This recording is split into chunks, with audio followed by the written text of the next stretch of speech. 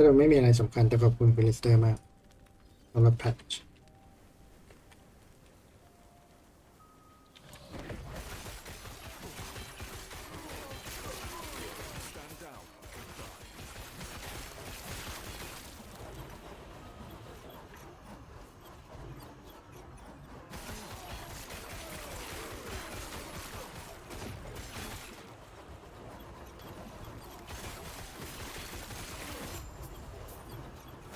เหรียญที่เอาไว้เทรดกับเพื่อนหาจากไหนดรอปเฉพาะเวลาเล่นกับเพื่อนครับล่วงบนพื้นเลยถ้าอยู่ในปาร์ตี้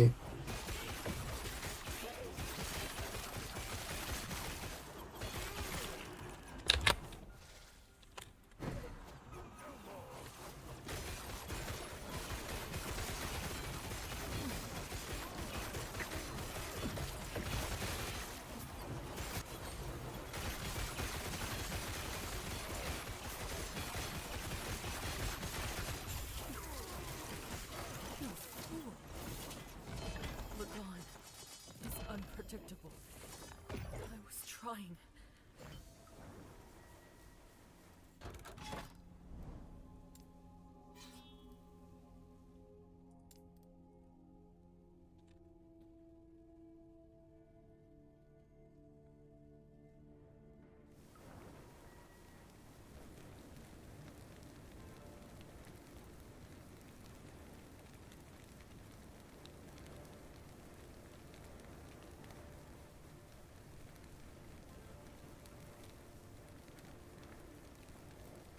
สวัสดีทุกคนที่ดูผ่านทาง YouTube แล้วก็ Twitch ด้วยนะครับ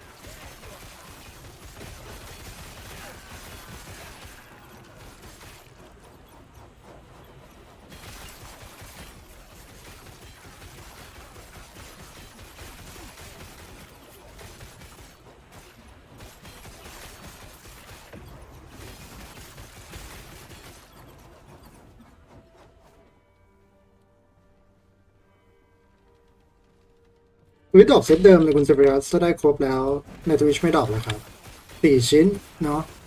สลับวันกันไปนะวันนี้เป็นพวกคุมสีม่วงนะครับที่ตัวละครผมใส่อยู่นะใครที่ยังไม่ได้เชิญเข้าไปรับชมใน Twitch ได้นะครับ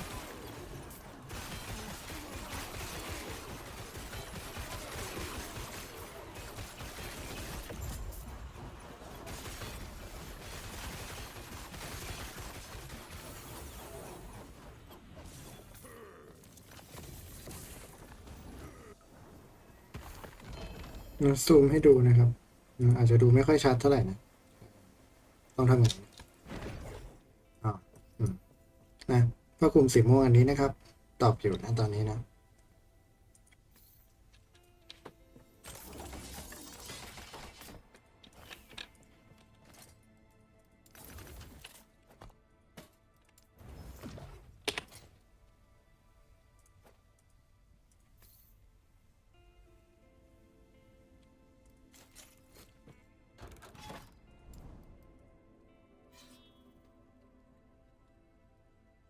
สำหรับคนที่รอดูDiablo Campfire นะครับเวลาอยู่ที่มุมจอซ้ายบนนะครับเรากำลังนับถอยหลังกันอยู่นะตอนนี้สตรีมยังไม่เริ่มนะครับ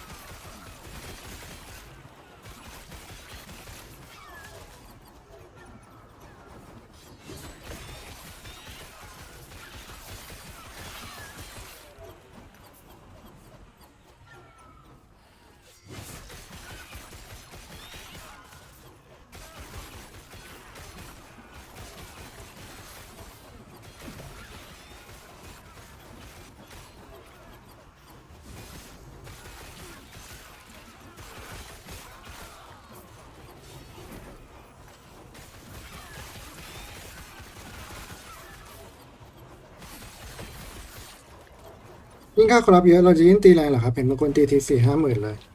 ยิ่งค่าคอรับเยอะมอนสเตอร์จะเลือดเยอะขึ้นเพราะฉะนั้นสกิลที่สกิลตามเลือดจะแรงขึ้นแต่ว่าจริงๆแล้วที่หลายคนตีแรงเพราะว่าบิลเขาสเกลตามไปครับเนาะของมันต้องปรับขึ้นด้วยนะครับเราไม่ได้ตีแรงขึ้นนะแค่มอนสเตอร์มีดาเมจมีเลือดให้เราตีเยอะขึ้นเฉยๆนะ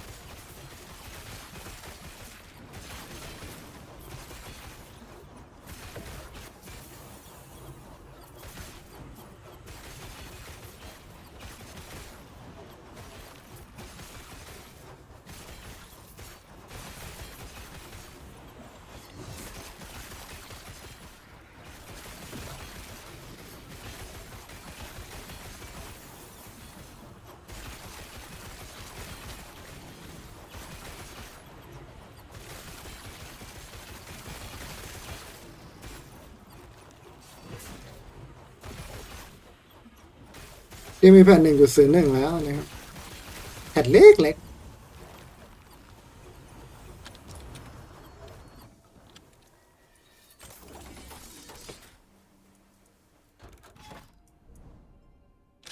ธนูเหรอน่าสนใจธนูไปเอาก่อนรีแล้วกันนะตัวที่2จับฉลากอยู่ไหมครับหรือจะเล่นพาราดินจับไปแล้วคุณต้าคงไม่อยู่เหรอจับไปแล้วไม่อยู่ใช่ไหมตอนจับอ่ะ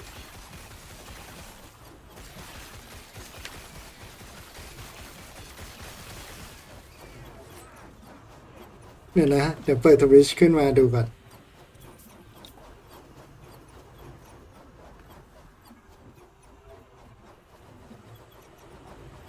แพทใหม่มีอะไรเหรอคุณเอถามนะครับเดี๋ยวผมเปิดแผลให้ดูแป๊บนึงนะ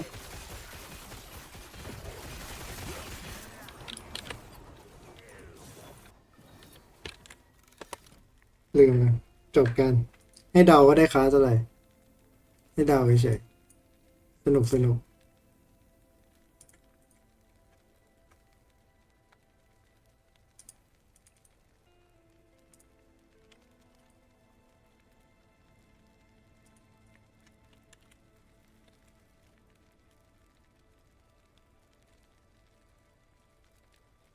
หึอะไรวะ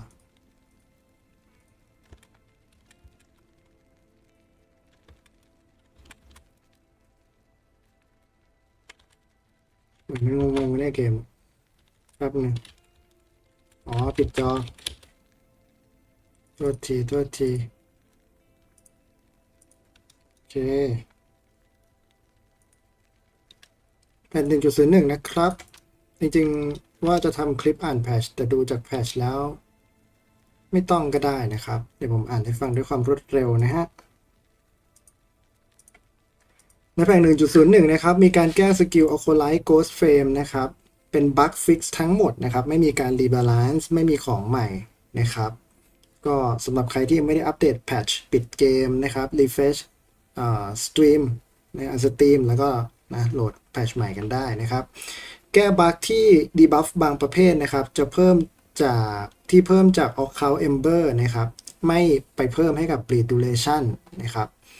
ถ้าหากเราอัพโหนด Artery of Malice นะครับใครที่ไม่ได้เล่นบิลเหล่านี้ก็จะไม่เข้าใจนะครับก็ไม่เป็นไรอย่าไปคิดมากนะครับ Sentinel นะครับสกิล Smelter Sword นะครับแก้บั๊กที่ Animation จะค้างนะครับถ้าเป็นการใช้สกิลนี้ตอนโหลดเข้าซีนเป็นสกิลแรกนะครับ Primaris นะครับสำหรับแปลงร่างเป็นต้นไม้นะครับ Healing Totem นะครับปกติเนี่ยมีการ convert Healing Totem ให้กลายเป็นธาตุน้ำแข็งได้แต่ว่ารูปมันไม่เปลี่ยนด้วยนะรูปมันยังเป็นธาตุฟิสิกอลอยู่นะครับเพราะฉะนั้นในแพทชนี้แก้เป็นรูปน้ำแข็งเรียบร้อยแล้วนะครับอะโคไลท์นะครับสกิลหากินนะครับคาโทนิกฟิชเชอร์นะครับแก้นะบั๊กที่จะทำให้เฟรมเรทดรอปนะครับเวลาไล่สกิลนี้บางครั้งนะครับแก้บั๊กที่สกิลแปลงร่างบางประเภทใช้แล้วนะครับตัวละครเคลื่อนไหวไม่ได้นะครับเช่นสกิลแวร์แบร์ลิชฟอร์มนะครับแก้บั๊กนะครับฟอลคอนโยนขวดพิษนะครับจะใช้บัฟฟอลคอนมาร์ของตัวเองไปนะครับจากการโยนขวดนะปกติไม่ควรเสียนะครับ แก้บั๊กสกิลทานแพนส์นะครับซึ่งเป็นสกิลของอโคนะครับเวลากดใช้แล้วเอฟเฟกเสียงนะครับจะผิดนะครับเอฟเฟกภาพโทษทีนะครับจะผิดนะแล้วก็แก้บั๊กสกิล Dive Bomb นะครับมีโหนดสกิลหนึ่งอัพแล้วไม่ได้ผลนะครับตอนนี้อัพแล้วได้ผลแล้วนะครับที่เหลือจะเป็นบั๊กเกี่ยวกับนะคอนโทรลเลอร์นะครับบั๊กทั่วไปแล้วก็บั๊ก UI แค่นั้นนะครับในแพทช์โน้ตนี้ไม่ค่อยมีแพทช์อะไรที่เป็นการบัฟเนิร์ฟหรือว่าเป็นอะไรที่สำคัญนะครับในมุมมองผมนะไม่ได้มีของใหม่ไม่ได้มีอะไรเข้ามานะครับแค่แก้บั๊กเฉยๆส่วนมากขอบคุณสำหรับคำถามด้วยนะครับอย่าลืมว่าตอนนี้สำหรับผู้ที่ชมใน Twitch นะครับดรอปยังดรอปอยู่นะครับลิชอะโลแล้วได้พาลาดินครับผมเวนเจนส์พาลาดินก็คือเปลี่ยนจากบิลตีใกล้รอบตัวนะครับไปเป็นบิลดีใกล้ทางเดียวนะครับเยี่ยมไปเลยนะครับ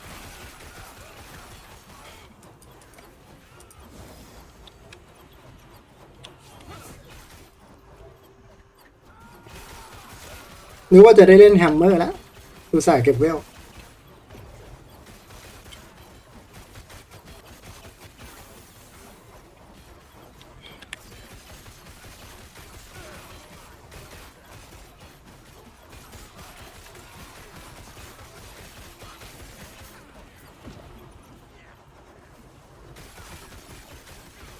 ไลฟ์ฟาราดินก็โหดไปส่องๆอยู่นี่มันเวนเจนส์สิปลาหอกก็ยังดี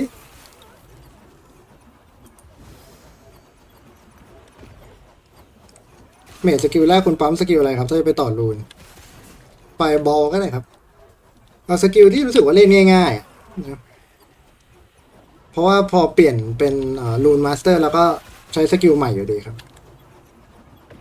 อัพเทเลพอร์ตไว้อัพไฟบอลอัพอะไรไปก่อนก็ได้สำคัญมีแต่สกิลเคลื่อนที่อะครับที่ยังใช้อยู่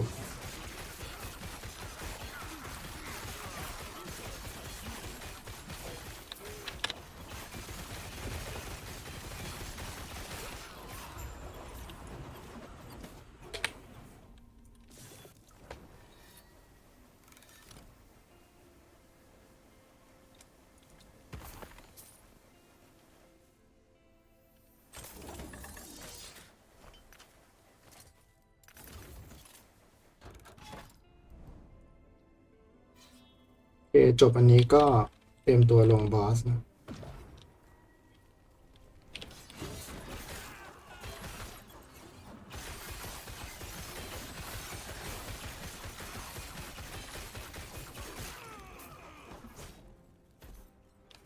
แช่แข็งเล่นได้ไหมเล่นได้ทุกสกิลเลยครับบางสกิลมีดีเลย์บางสกิลเป็นสกิลชแนลบางสกิลคูลดาวน์นานแต่ชอบเก็บเลเวลด้วยสกิลไหนเลือกรีได้ตลอดเลยเมจค่อนข้างเฟล็กซ์นะ flexible นะไม่ค่อยมีสกิลไหนที่จำเป็นจริงๆผมเดินแบบไม่มีความคิดเข้าไปเองอะนะครับผิดเอง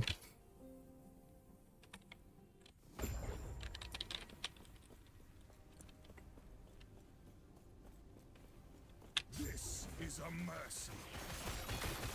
Shatter. Do not stand in my way.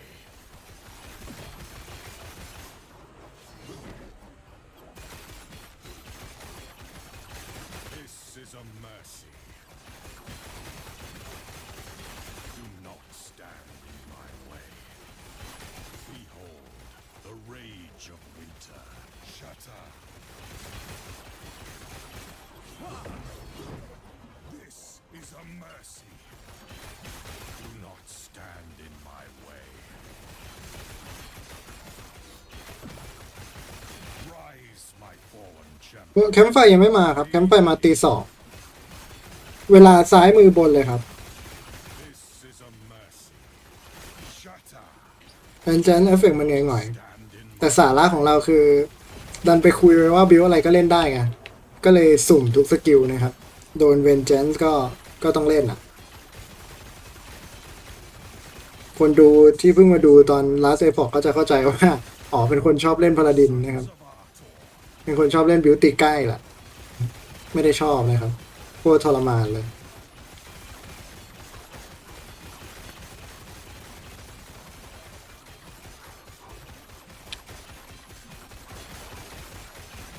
เดี๋ยวถามความคิดเห็นคนส่วนมากถ้าไม่อยากดูเดี๋ยวรีอีกรอบก็ได้ Shatter. Do not stand in my way. เดี๋ยวดูกันเดี๋ยวดูกัน แต่ไม่เอานะไหนๆก็รีไปแล้ว เดี๋ยวจะหาว่าโกงเล่นสมัยอยากจะเล่นนักเวท This is a mercy. I did what I must to protect ทำได้ people. เฮ้ยโลนี่หว่า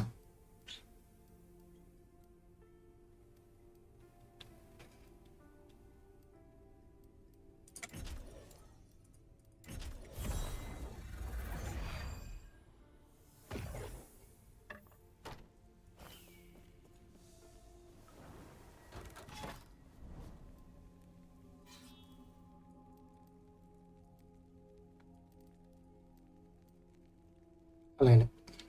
เร็วไหมเนี่ยเอาเงินดีกว่านะ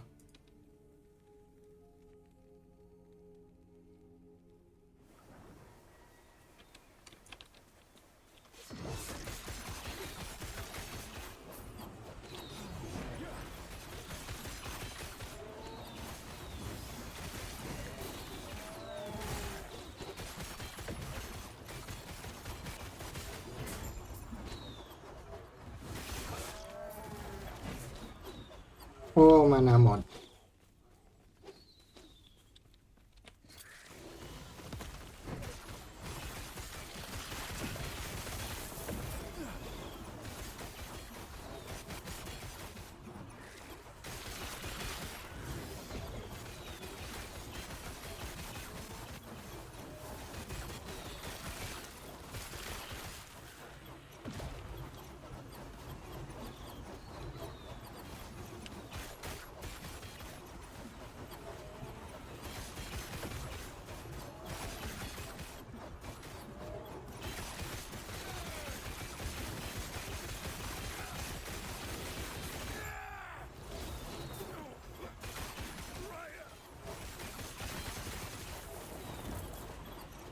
อย่าน้องอย่า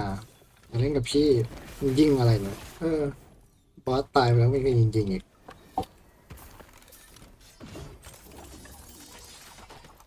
ในเวลาแตกให้คนดูดูแล้วอุ้ย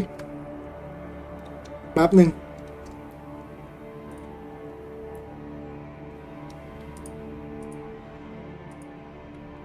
ดูซิมีอะไรโอ้ซูนนี่เหมือนไอ้นี่ไหมอ่ะ เหมือนกัอนเลดไหมอ่ะกัอนเลดก็ซูนใช่ไหมซูนมานานละ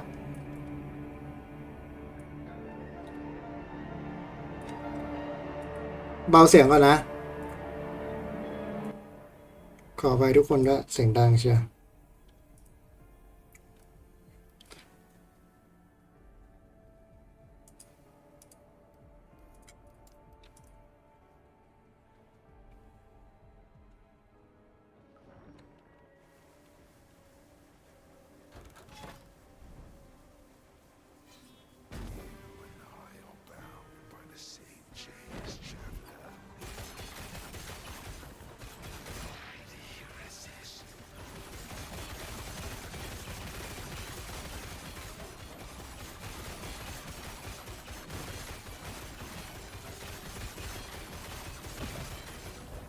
เกือบตาย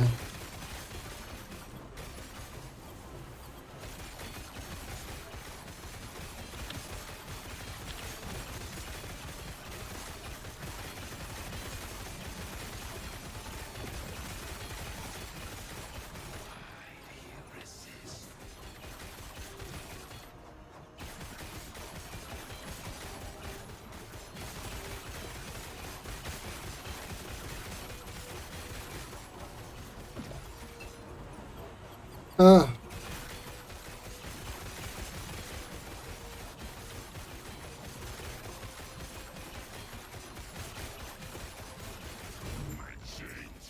บวกสามเอาพี่สาม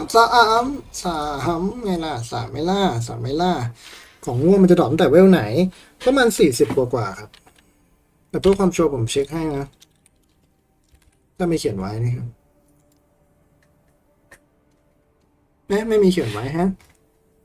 แต่เท่าที่จำได้เนี่ยโอกาสมันจะเริ่ม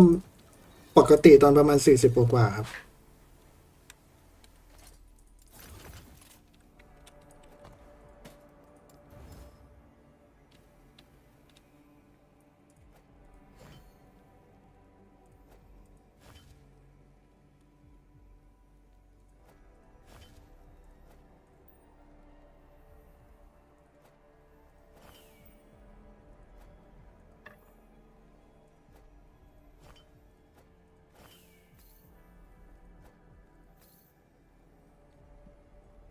อืม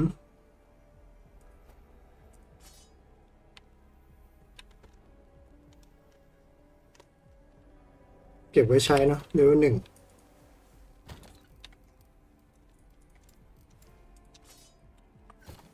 Yes. โลดีไหมเนี่ย Health gain on freeze Health gain on block cold resist less cold damage taken freeze rate multiplier ก็ไม่ค่อยดีเท่าไหร่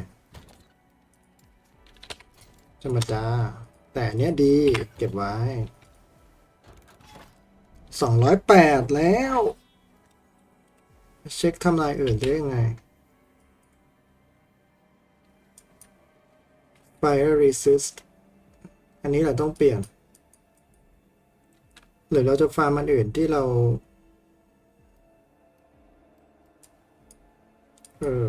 เดี๋ยวผมเช็คดรอปก่อนนะว่าดันไหนดรอปอะไร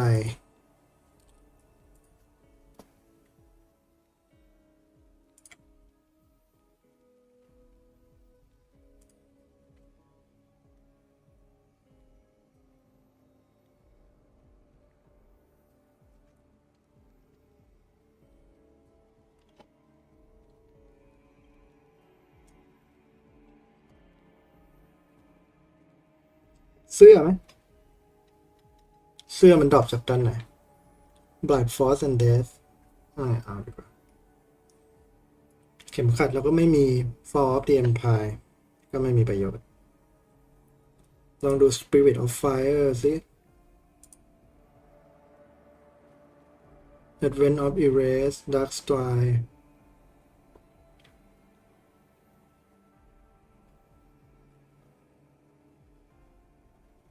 Blood of the Exile Fiery Dragon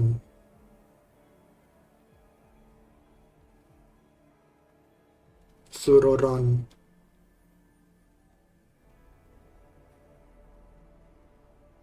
Rain Dance Blessing มีบวก Endurance บวก Dodge Minion Stun Fire Damage Armor Wide Channel โอเค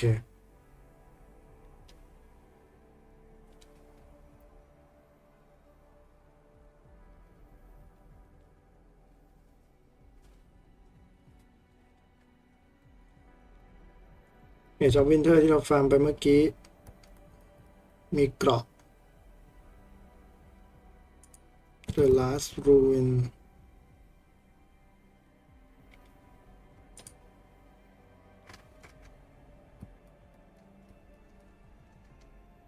ฟาร์มอันที่มันร้อยแล้วดีกว่าเอจวินเทอร์ก็ง่ายดีโลไม่สูงด้วยตะกอนก็พอได้ เราเปลี่ยนโมโนลิทของ Black Sun เป็นคริสแชนก็ได้เหมือนกันนี่นะสวัสดีคุณจิรวัตรครับ202ไม่ได้เยอะมากพอได้อยู่ละไปมานาไม่พอต้องเน้นรีเจนช่วยหรือมีวิธีอื่นอีกจริงๆเนี่ยขึ้นอยู่กับสกิลที่คุณสุภมงคลใช้เลยนะครับขึ้นอยู่กับสกิลที่คุณสุภมงคลใช้เลยเพราะว่าแต่ละสกิลเนี่ยส่วนมากถ้าเรากดสกิล3ขึ้นมานะครับแล้วเสิร์ชคำว่ามานาเนาะมันจะมีมานา efficiency ของสกิลอยู่หลายประเภทเลย นะครับเพราะฉะนั้นคุณสุภาพบางคนรู้สึกว่ามานาไม่พออาจจะต้องหาโหนดที่ลดมานาในการใช้แล้วได้มานาคืนมาเป็นพื้นฐานก่อนนะครับหรือว่ามองไปอีกจุดหนึ่งก็เป็นจุดของ blessing นะครับในกดตัว I นะ blessing มันมี blessing เพิ่ม max มานาซึ่งก็ช่วยได้เยอะเหมือนกันนะครับบางครั้งในแง่ของ idol เนี่ยก็จะมี idol ที่ลดมานานะครับนอกจาก idol ก็จะมีตัว relic นะครับก็มีลดมานาเหมือนกันนะลองหาดูกับจุดพวกนี้นะครับน่าจะช่วยได้เยอะน่าจะช่วยได้เยอะแล้วไหนโกงสุดแล้วตอนนี้ก็วอลล็อกครับอมตะ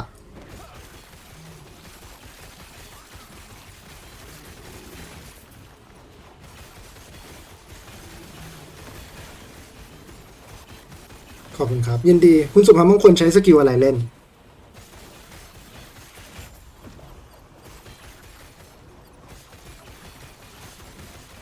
บางสกิลมันมีปัญหาเรื่องมานาแบบแก้ไม่ได้เลยอ่ะนักเวทไหมไม่อโคครับอโค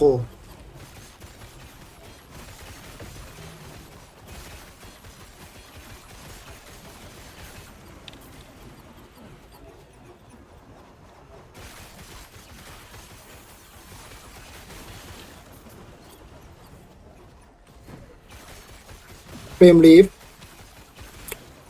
เนี่ยปัญหาของไอ้ Battle Mage นะคืออย่างนี้มันด้วยคอมโบของมันด้วยนะครับมันอาจจะต้องสลับสกิลใช้กับมานาสไตร์เฟรมลีฟเป็นหนึ่งในสกิลที่ใช้มานาเยอะมากอาจจะต้องสลับใช้กับมานาสไตร์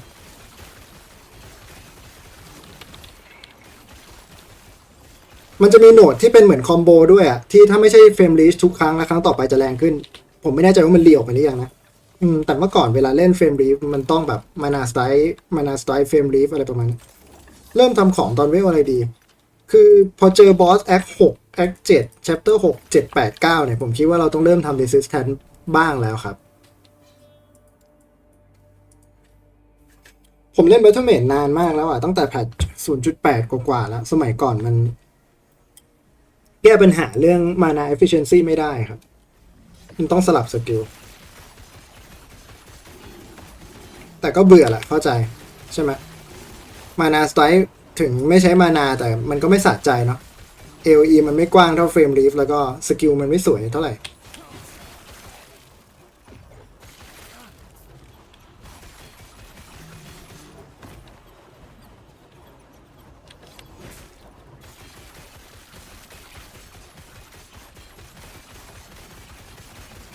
แถมยูนิคอันอื่นในเกมเนี่ยมีลดมานาที่ใช้ต่อครั้งยูนิคที่ใช้กับเฟรมลีฟถ้าผมจำไม่ผิดเป็นเพิ่มมานาด้วยสนุกเลยนะครับหรือไม่ก็อาจจะใช้ไอ้สกิลที่ชาร์จมานานะครับเล่นเพราะชอบสกิลใช่สนุกแต่ว่านั่นแหละอาจจะ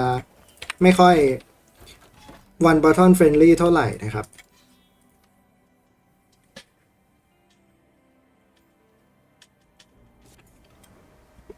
บอกว่าบางสกิลแก้ยากมากหรือแบบแทบแก้ไม่ได้เลยคือเกมนี้มันยังใหม่อยู่แล้วมันไม่มีของที่แบบแต่ถ้ามีก็โกงนะเป็นแบบของที่เกณฑ์มานาออนคิดอะไรแบบเนี้ยในมอดของมันยังไม่มีเนาะบิลพวกนั้นมันเลยใช้ยากหน่อย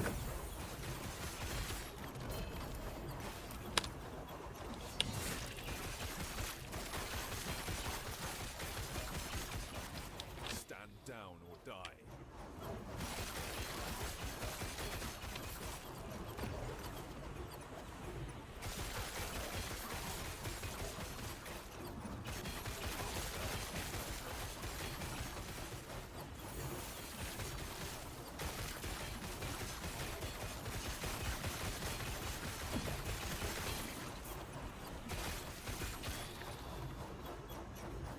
หายากนะคนเล่นสเปลเบดผมว่ากรุ๊ปคนไทยเล่นสเปลเบดเยอะหรืออย่างน้อยผมเห็นคนโพสต์ถามเรื่องสเปลเบดเยอะมากต่างชาติไม่ค่อยเล่นนะครับด้วยความที่คนเล่นคลาสใหม่กันเยอะแหละเกมมันยังใหม่ในไทยแต่ที่อื่นมันอาจจะไม่ค่อยใหม่มากแล้วเนาะคนก็เล่นฟาคอนเนอร์เล่นวอลล็อกกันเยอะแต่คนไทยด้วยความที่เกมมันเพิ่งเข้ามาถึงไทยเนาะ กระแสมันเพิ่งเข้ามาถึงไทยคนก็เลือกจากความอยากของตัวเองคนก็เลยเลือกสเปลเบลดเยอะคุณยูทีเคถูกว่าลองซื้อเกมมาเล่นเล่นเพลินดีแต่ยังเล่นไม่ค่อยเป็นเลยมาติดตามช่องคลิปมีประโยชน์มากขอบคุณมากๆเลยครับเนาะยังไงฝากติดตามต่อๆไปด้วยมีคำถามอะไรถามได้ตลอดนะครับทิ้งไว้ในคอมเมนต์หรือว่านะเข้ามาถามในนี้ก็ได้นะครับถ้าผมตอบได้นะก็เดี๋ยวจะไปทยอยตอบนะขอบคุณมากๆครับ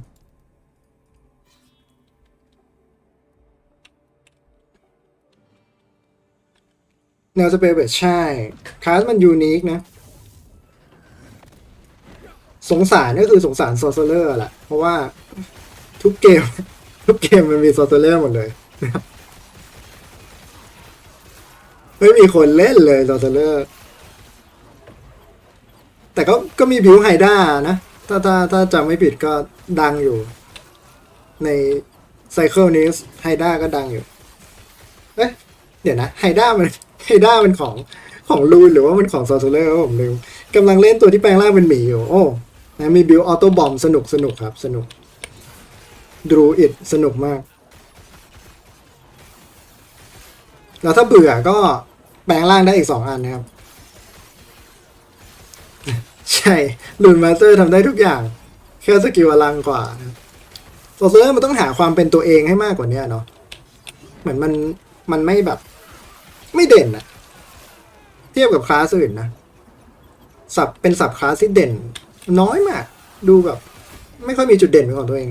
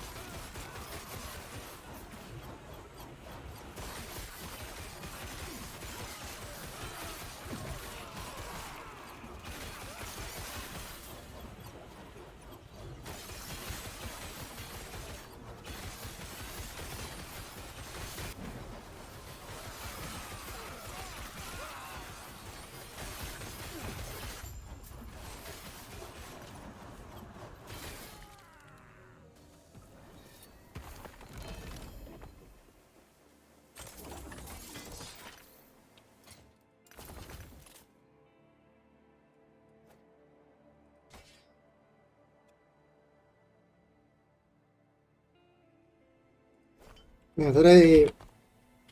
บิวคลาสที่มีสกิลสนุกอย่างเจฟลินอะไรเนี่ยผมเอาไปเล่นสบายนะให้ได้เวนเจนส์เครียดเลย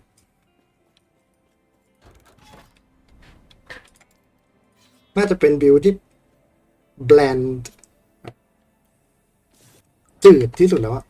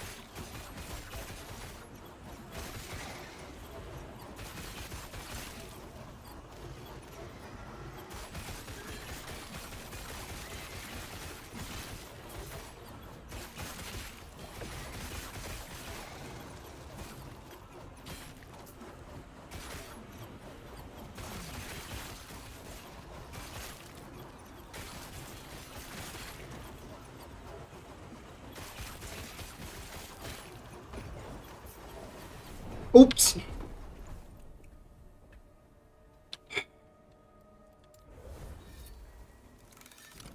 แย่นะครับแบบแย่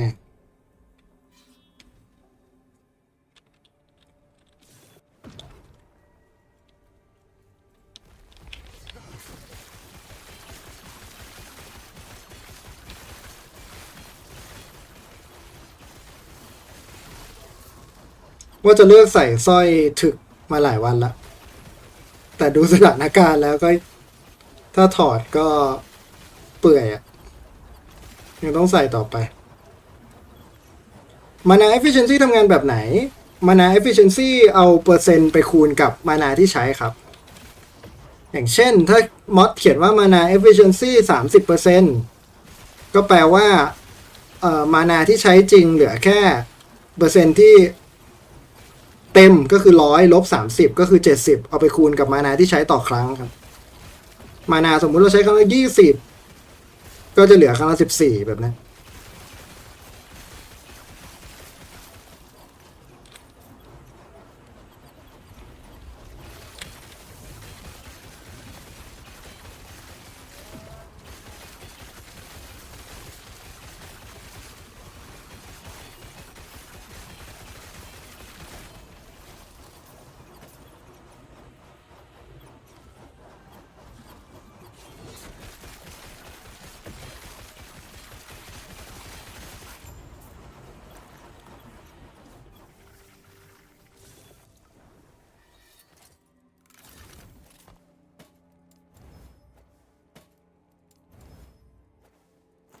เฮ้ยมันอยากให้เต้นเจฟลินนะเนี่ยเอาของเจฟลินมาให้รัวๆเลยเฮ้ยเฮ้ยเฮ้ยเฮ้ยเฮ้ย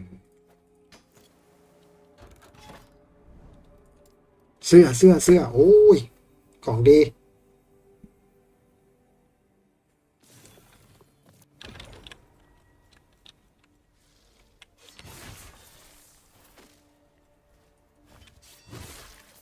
เห็นดาเมจแล้วอยากเปลี่ยนบิลไปเป็นนักดาบเดียวจริงๆนะว่าไหมเนี่ยเชือดเอาไม่ตายด้วยกำลังเท่เลยปะเถอะ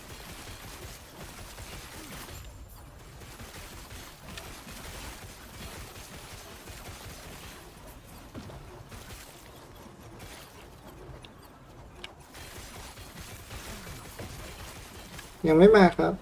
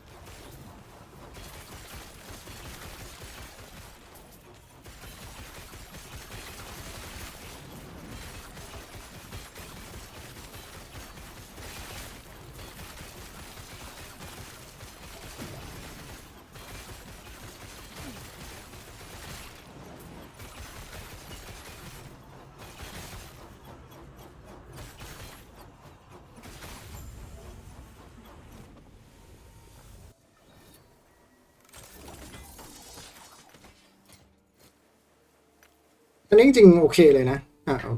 บอกโอเคแม่งโลออกอย่างอื่นอันนี้จริงไม่โอเคละก็เป็นอันที่เท่าไหร่ละเยอะเยอะทำไมคิดว่าวอลล็อกโกงสุดเพราะว่ามันมีสกิลที่ทำให้มันอมตะครับ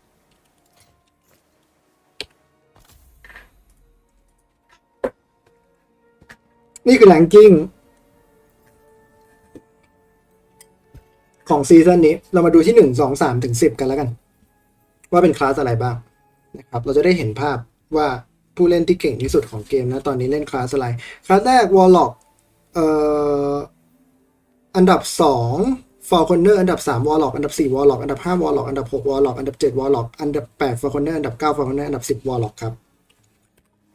ครับผม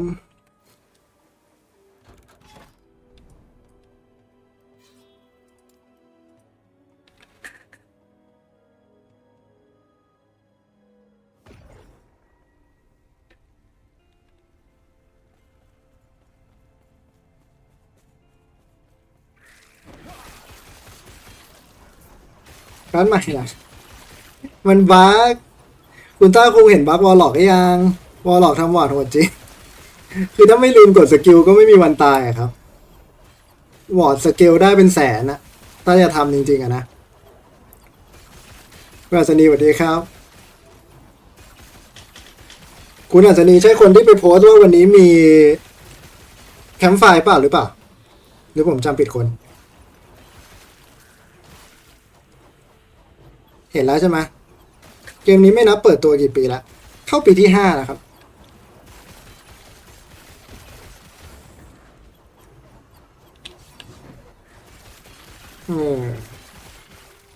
อ่ะดีแล้วที่เรามาอยู่รวมกัน เวลาซ้ายมือบนเลยเนาะผมนี่เป็นคนจำชื่อคนเก่งมากเลยนะเชื่อไหม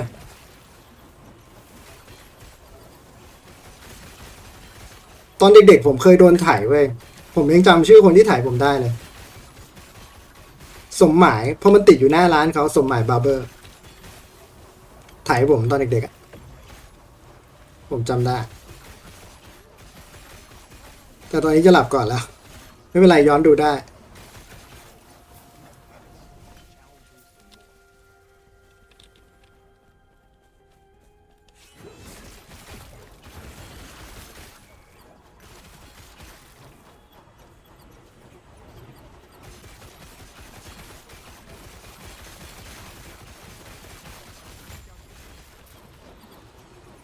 งั้นใช่กับผม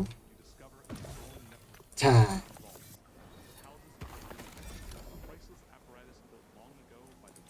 เฮ้ยมันเป็นไปได้เหรอที่เสื้อตกมาไม่มีแบบเสื้อดีๆสักอันเลยเฮ้ยเดี๋ยวอะไรเกมอะไรแล้วเซพอก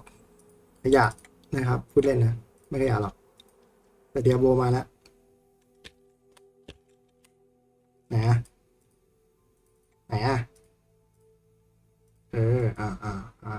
เดียโบมาแล้วทุกคนเกมที่ผมรักโอเคฮะเสียงขึ้นเต็มขีดไปเลย Ayujan, only to discover that the demon Malphus has taken over the loom to create its own private hell. Malphus is a servant of Diablo. He's unlike เก่าแล้วเฮ้ยมันเก่าแล้วอันเนี้ย He's shapeless, manipulates others, takes on forms other than his own. He has possessed one of the Zoltankul's prized constructs. And you must work with Ayujan to explore the vaults, gain access to the loom, and defeat Malphus. This season introduces constructs. These elementally powered monsters were originally created by Ayujan and Zoltan to protect and maintain the loom. Unfortunately, Malphus has taken control of them and twisted them to his liking. They're powered by various different elements, giving them different abilities and strengths and weaknesses. You'll also find them, of course, in the vaults themselves, protecting the many treasures within. As players engage with the storyline of the Season of the Construct, they're going to come across a broken version of the Seneschal during the questline. The Seneschal is a special construct that was built to command the other constructs based on Ayujan's. เสียงผมดังไปเบาไปไงบอกด้วยนะ Ayujan of Chaldean repairs the Seneschal to follow your orders. The Seneschal construct is your companion. It's a อันนี้โฆษณา that will accompany you throughout the season. Your construct's power will grow along with you. The Seneschal construct has many different abilities that can complement the player's build. เสียงโอเค Deal ขอบคุณ damage, มาก crowd control monsters, or even support you directly by healing you or providing you a damage bonus. Magical stones are the key to customizing and empowering your construct. They are primarily found in vaults. You get governing stones from the season's questline, and you get tuning stones from playing through the seasonal content. A governing stone is a core construct ability, while a tuning stone is a singular modification for any number of governing stones. As players are progressing through the Season of the Construct and they're leveling up their Seneschal, adding new abilities and improving them, they're going to find abilities that are going to deal damage to packs of monsters, to single monsters, and also abilities that are just focused on buffing the power of the player themselves, so that players have different options as they're progressing through the season. One cool ability is Auto Defense. Auto Defense summons a magical barrier around your construct that shoots down enemy projectiles. Another cool ability that your construct has is Focus Fire. It is a channeled ray of fire that can chain to multiple enemies. Use combinations of tuning stones to transform a seemingly simple skill into something truly crazy. Vaults are seasonal dungeons that are filled with a high concentration of deadly traps, where you can farm for the magic Deadly stones traps. for your seneschal constructs. You can find the entrances in different zones of Sanctuary. When the player enters a vault, They are met in a familiar area of Sanctuary. Then, the player teleports to the vault proper, encountering great challenges. Vaults not only have our new construct family in them, but also new traps built for this season. Players are going to discover many new hazards inside these vault spaces. You know, whether it is spinning pillars, shooting out flames, เขารู้กันหมดแล้วอันเนี้ย traps. เอาอันที่คนยังไม่รู้ดิ Players need to stay on their toes while they're progressing through these vaults in order to stay alive. Each vault culminates in a gauntlet of true ระหว่าง skill. รอเดี๋ยวขายลองเขา Players รอ must avoid traps while fighting waves of enemies and a powerful elite. If you survive that, the traps will turn off and the treasure room is revealed. If you get hit by a trap, you lose 1 stack of Zoltan's warding. Zoltan's warding is a special buff players can get by interacting with the statue of Zoltan Cool when they enter a vault, if they have a Pearl of Warding. Ward-woven chests are special chests players can interact with at the end of a vault if they have enough stacks of Zoltan's warding left over. If a player has more than 1 stack, they can open a rare ward-woven chest. Those have even better rewards. This season introduces our first stationary boss in Diablo 4. This is going to be a fight against this massive protective golem meant to watch over the vaults. The Malthus, once again, has managed to corrupt and control. Because it's stationary, it gives us the opportunity to include some of the season's new traps into the arena. This presents a lot of unique and new mechanics for the players to navigate and fight. The player is going to need to bring all of their skills and abilities to bear as they try to destroy and fight off these Malthus-controlled constructs. They're also going to make good use of their own Seneschal, make sure they remain upgraded in the fights to come. The Gauntlet is a new, fixed-seed, non-linear dungeon where players have a fixed amount of time to achieve high scores by proving their might. Any player who unlocks World Tier 4, Torment Mode, can compete in the Gauntlet. The Gauntlet starts several weeks into the season of the construct. At the beginning of each week, a new Gauntlet replaces the current one. Unlike other dungeons, every time you and other players enter the Gauntlet that week, it will be exactly the same. Same monster positions, same affixes, everything. This makes it a fair competition. Additionally, monsters within the Gauntlet start at level 100. This is meant to test your fully leveled up and geared out build. It's highly replayable, enabling a broad set of player choices. Players can try different classes and strategies for achieving high scores. Leaderboards are a place for top players to compete with one another in the Gauntlet. These reset each week when a new Gauntlet appears. There are solo leaderboards for each class, as well as party leaderboards that vary with party size. And of course, there are a set of leaderboards just for hardcore players too. But some players may not be ready for that type of play, so we've created goals for them as well.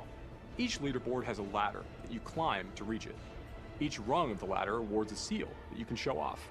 And when you earn the seal of the worthy, you'll be ready for leaderboard competition. Can't wait to see you in Sanctuary.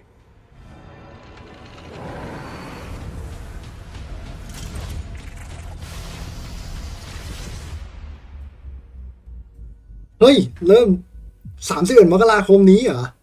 นี่วันที่เท่าไหร่แล้วเนี่ย Hello, Diablo community. Welcome to another Diablo 4 Campfire chat. ยินดีต้อนรับเข้าสู่ Diablo 4 My name is Campfire Epoch. ครับ I'm the อดัม community เฟรชเชอร์ director รับบทพิธี here ก for ร Diablo, and I'm joined by two very อดัม familiar เซตแจ็คสันนะครับ lead class designer เพราะจะมีการรีบาลานซ์เกิดขึ้นนะครับแล้วก็โจ lead class designer, and Mr. Joey P. Joe Pipora, Game director ครับผม associate game director. He doesn't like it when I say Joey P. I don't hate it. It's just it feels like a I running love it. gag that like very few people have. There's, It's- yeah. it's- Me, it's- Tiffany more Watt, and more. our production director. Joe very, PP very,นะครับ very big fan PP. of Joey P. Joey P on deck. Yeah, what's up? We have a big campfire chat to talk about today. We have a lot of updates to talk about for Diablo 4. Of course, we have our mid-season update, which is Mid-season update ครับเป็นคอนเทนต์ที่เราคาดหวังกันได้สำหรับวันนี้นะครับ So, Mid-season update มาอาทิตย์หน้า to experience the mid-season update, and along with that, a very big อาทิตย์ห feature น้า that เหรอวะ everyone's been talking about and anticipating. I know it's been a long anticipated. แล้วก็กอนเลตจะมาอาทิตย์หน้าอีกแล้วเหรอ The gauntlet. So we'll be talking about the gauntlet as well, and actually Okay. showcasing it here because that does come with the mid-season update next week as well. So อาทิตย์หน้า players โอเค will be อา able ทิตย์หน้า to tap into the gauntlet and ไม่ว่ากัน check จะเล่น out Last themselves Epoch พอดี starting next Tuesday. But I know a lot of stuff has happened over Diablo 4 since the start of Season 3. Just recently, we released the 132 patch, which was the one that included a way for players who actually have a bunch of Uber uniques and want to craft Uber uniques. They can do that by creating resplendent sparks and then being able to craft the ในการคราฟ Uber Unique ผ่านไปแล้วอันนี้ทุกคนรู้ one if they happen to find other ones and stuff. And so but we do have a lot of new features coming into the actual mid-season update. แต่ฟีเจอร์ใหม่จะเข้ามาในมิดซีซั่นอัปเดตเยอะมาก One coming back from season 2. มันมีของใหม่จากซีซั่น2มาด้วย Talk about it a little bit more right now. โอเค Yes, we have vampiric powers returning from. โอเค Vampiric Power จากซีซั่น2กลับมาในเกมครับผม Obviously, we really like being able to bring back some of the malignant powers from season 1 in the form of the unique rings we have dropping from Barshan in season 2. Now, as we're looking towards season 3 and in the mid-season patch, we're able to bring back some of the vampiric powers that players really seemed to like. We thought were pretty cool. จะเป็นพลังที่ผู้เล่นในซีซั่น2ชอบนะครับ ดึงกลับมาเดี๋ยวเรามาอธิบายกันว่าเป็นพลังอะไร and what they do. You'll be able to see all of it in a little bit here. โอเค เริ่มยัง We have ไปยัง kind of a slide to start talking โอเค about our หัวข้อ vampiric วันนี้ครับ powers. Vampiric Power Yeah, so, 6 พลังนะครับ we've กลับ got มาใน six ซีซั่นนี้ vampiric powers นะ that ครั are บ really returning from the season of blood. เป็น Legendary Power ไม่ใช่ Unique Powers instead of นี่ unique. คือข่าวดีครับ So unlike the unique greens, these are going to be legendary powers, เป็น just like aspect any other legendary power that comes in the game. And they're not all exact one-to-one copies. แต่พลังจะไม่ได้สเกลแบบเดียวกันอาจจะไม่ทรงพลังเท่าเดิม kind of what you would นะครับ expect them to do. But แต่จะเป็นพลังรูปแบบเดิม in a way that's kind of evergreen that they can be sustainable. A Curse Touch Blood Boy Hectic Metamorphosis Moonlight Undying Yeah, so the ones และแน่นอนชื่อที่คนคุ้นเคยที่สุดก็ต้องเป็น Metamorphosis นะครับ Metamorphosis, a fan favorite, Moonrise, and the Undying. You can see a few of them here being played out. นะ Bloodlust If you got นะครับ forgot from season 2. อันนี้นะฮะ Yeah. Here's some of the fan favorite ones. Metamorphosis นะครับ Metamorphosis, a huge big one. Yep. Being able to turn into bats, อันนี้ essentially อันนี้ invade อันนี้อะไร enemies.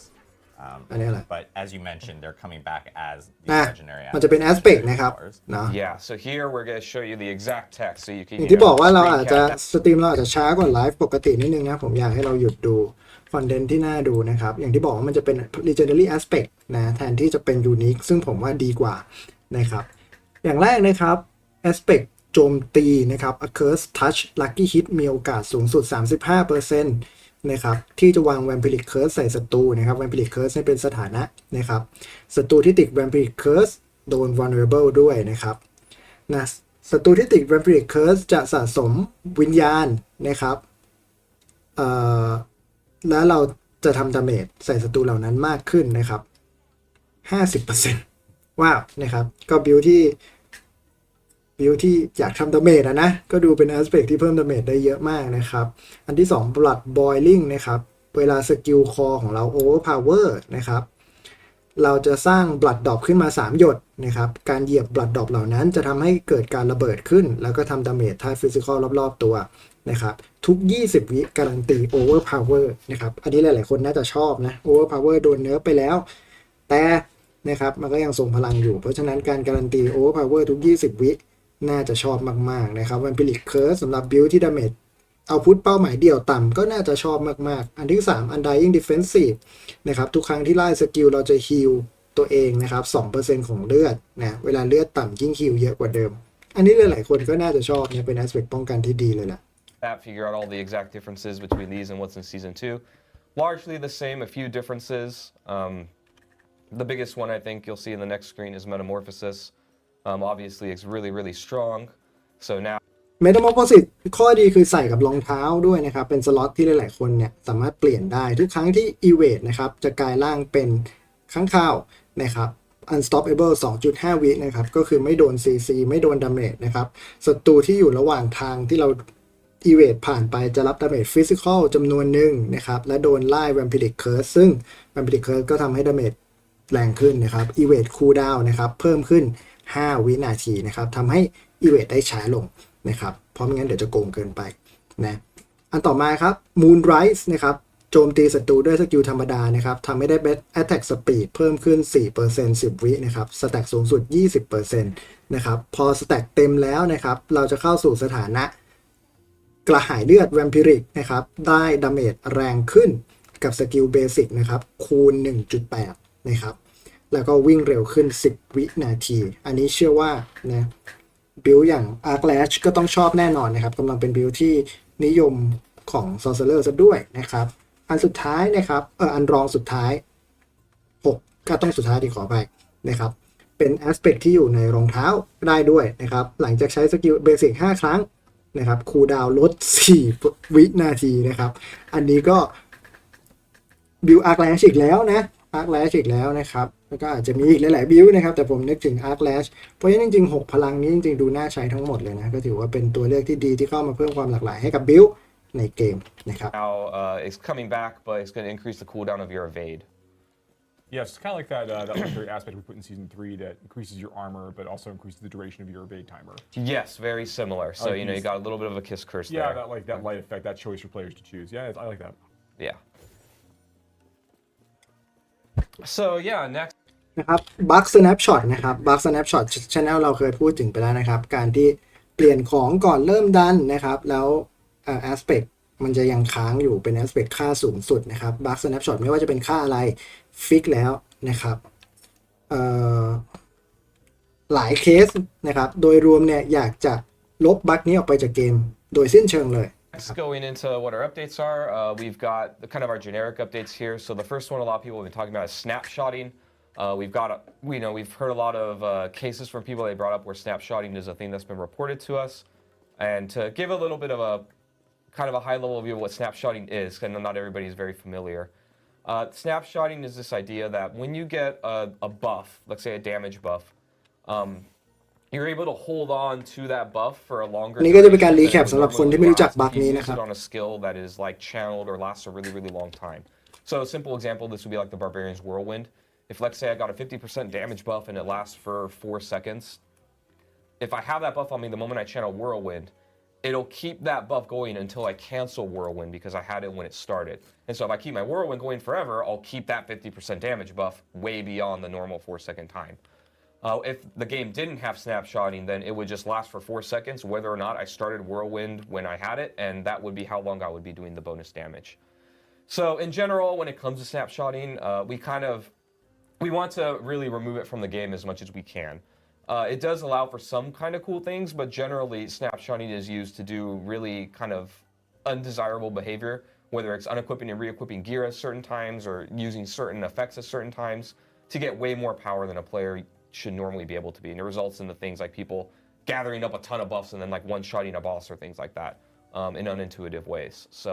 we fixed every case that's been reported to us so far and will continue to, and we're going to move toward more of a systemic approach to taking it out. Gauntlet นะครับ For the gauntlet, because we know that a few people were concerned about the gauntlet and how snapshotting would be able to work there. ระหว่างที่ลง ห้าม in the เปลี่ยน gauntlet, ของ your ห้าม gear, เปลี่ยน the ส skill กิล tree, and the paragon ห้าม will รี also พารากอน change. นะครับ So you สำหรับ can't do คน any ที่ weird จะ things of, unequipping, re-equipping ลัก legendary ไก่ things นะครับ like that to try and gain ใช้บัค advantage. snapshot เล่นนะ What you เป็นการ put into ป้อง the กัน gauntlet ไว้ is ก่อนนะ basically gonna be ห้าม blocked. เปลี่ยนของ So ระหว่าง it's เล่นนะครับ a fair place for people to compete.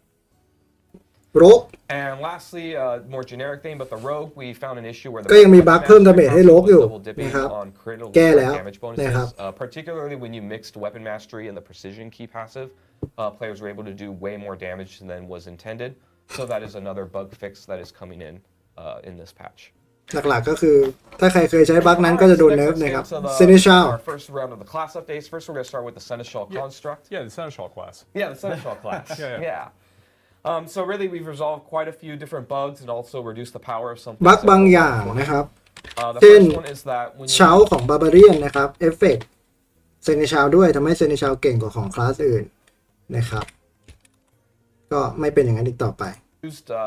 basically AoE buffs ของดูอิดด้วยนะไม่ใช่ของบาบาเรียนอย่างเดียว like the Barbarian Warcry or the Druid's Blood Howl, the Seneschal would be double dipping in the amount of bonus that it would get in its damage bonus, so we fixed a bug there. นะครับ Tuning Stone นะครับ Poison Support นะครับไม่รี apply Construct Damage Bonus นะครับเวลามันกระจาย Poison ออกไปนะครับทำให้ทำงานเหมือนกับ Damage นะ Support อื่นๆ Bleeding Support ลดลงจาก 20% เหลือ 10% Burning Support นะครับ Bonus Critical Strike Damage ลดลงจาก 20% เหลือ 10% นะครับ Bonus Critical Strike Damage ต่อแรงนะครับลดลงจาก 2 เหลือ 1 นะครับส่วนมากก็จะเป็นดอททั้งนั้นเลยเท่าที่เห็นนะครับ Poison Bleed Burning นะเหตุผลก็เป็นเพราะว่านะมีคนโชว์บัคนะครับหุ่นยนต์นะครับทำดาเมจดอทหลายพันล้านนะครับก็ทำยากขึ้นนะครับไม่ใช่ And ทำไม่ next ได้ we did quite a bit of updates to some of the tuning stones. The poison support tuning stone isn't going to be reapplying the base damage when it spreads. It's going to match more the functionality of other kind of damage over time tuning stones. The bleeding and burning support tuning stones were a little bit overpowered, so we're reducing the power of those a little bit as well.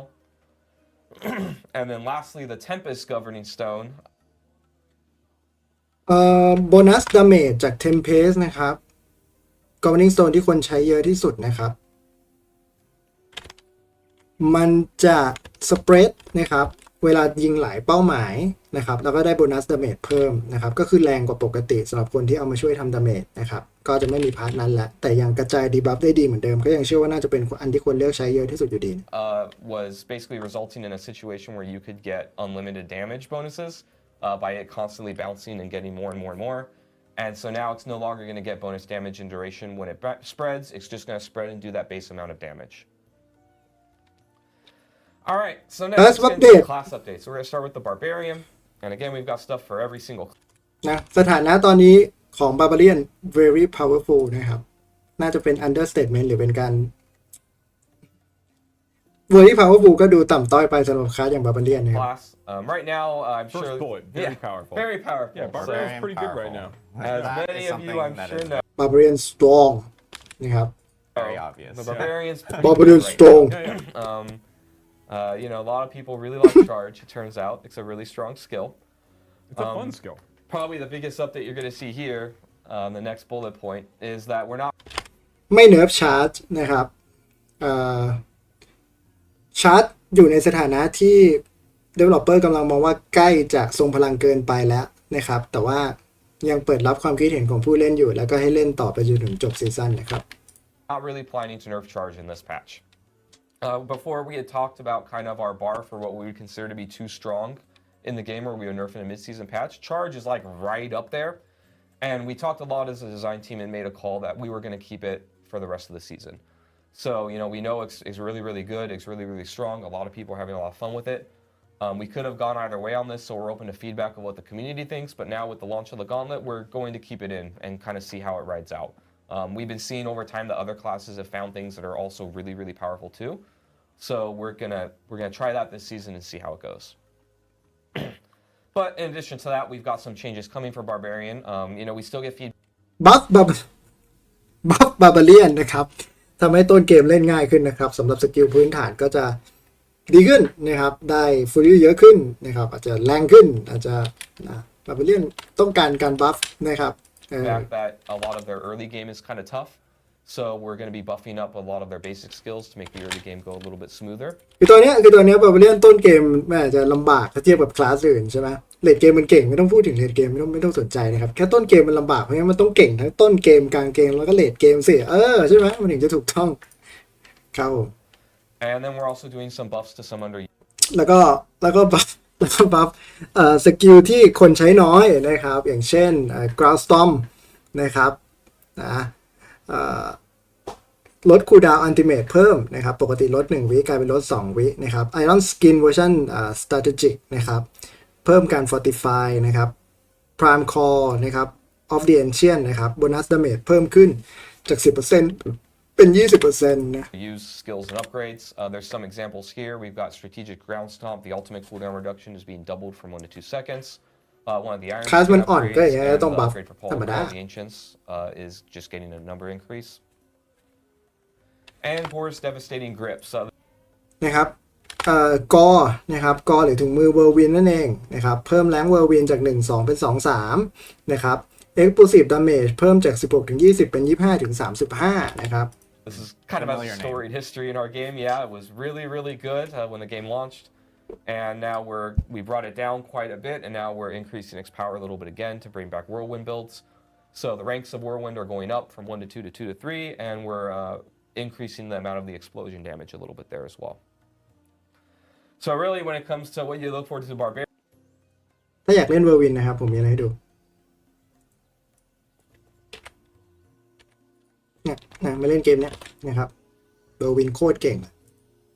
บอกเฉยไม่มีอะไร it's really everything because we're not nerfing Charge, but also their early game and Whirlwind builds will be a little bit better as well. And again, when we're going จบแล้วครับบาร์เบเรียนครับบัฟอย่างเดียวครับไม่มีเนิร์ฟไม่มีอะไรทั้งสิ้นครับผม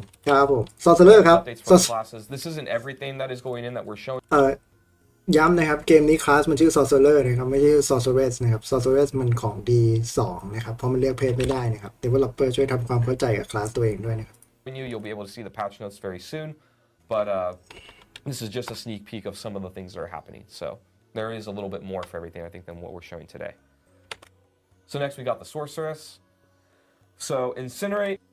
บัฟสกิลที่คนใช้เยอะที่สุดในเกมนะครับก็คือสกิลพ่นไฟนะครับดาเมจเพิ่มขึ้น 40% นะครับเวอร์ชัน Enhance ดาเมจเพิ่มขึ้นเท่าตัวนะครับ Destructive Incinerate นะครับลดเกราะศัตรูลงจาก25เดิมลดเกราะ 25% กลายเป็นลดเกราะ 30% นะครับ Greater Incinerate นะครับยับยั้งการเคลื่อนไหวศัตรูจาก1วิกลายเป็น 1.5 วินะครับ is a skill that we know พ่นไฟเมตาแน่นอนนะครับฟันธง We're increasing basically everything across the board. The damage is going up. All of its upgrades are going up. So Incinerate players should be rejoicing. We've also got quite a few buffs to conjuration skills coming in. So, บัฟสกิลซัมมอนของ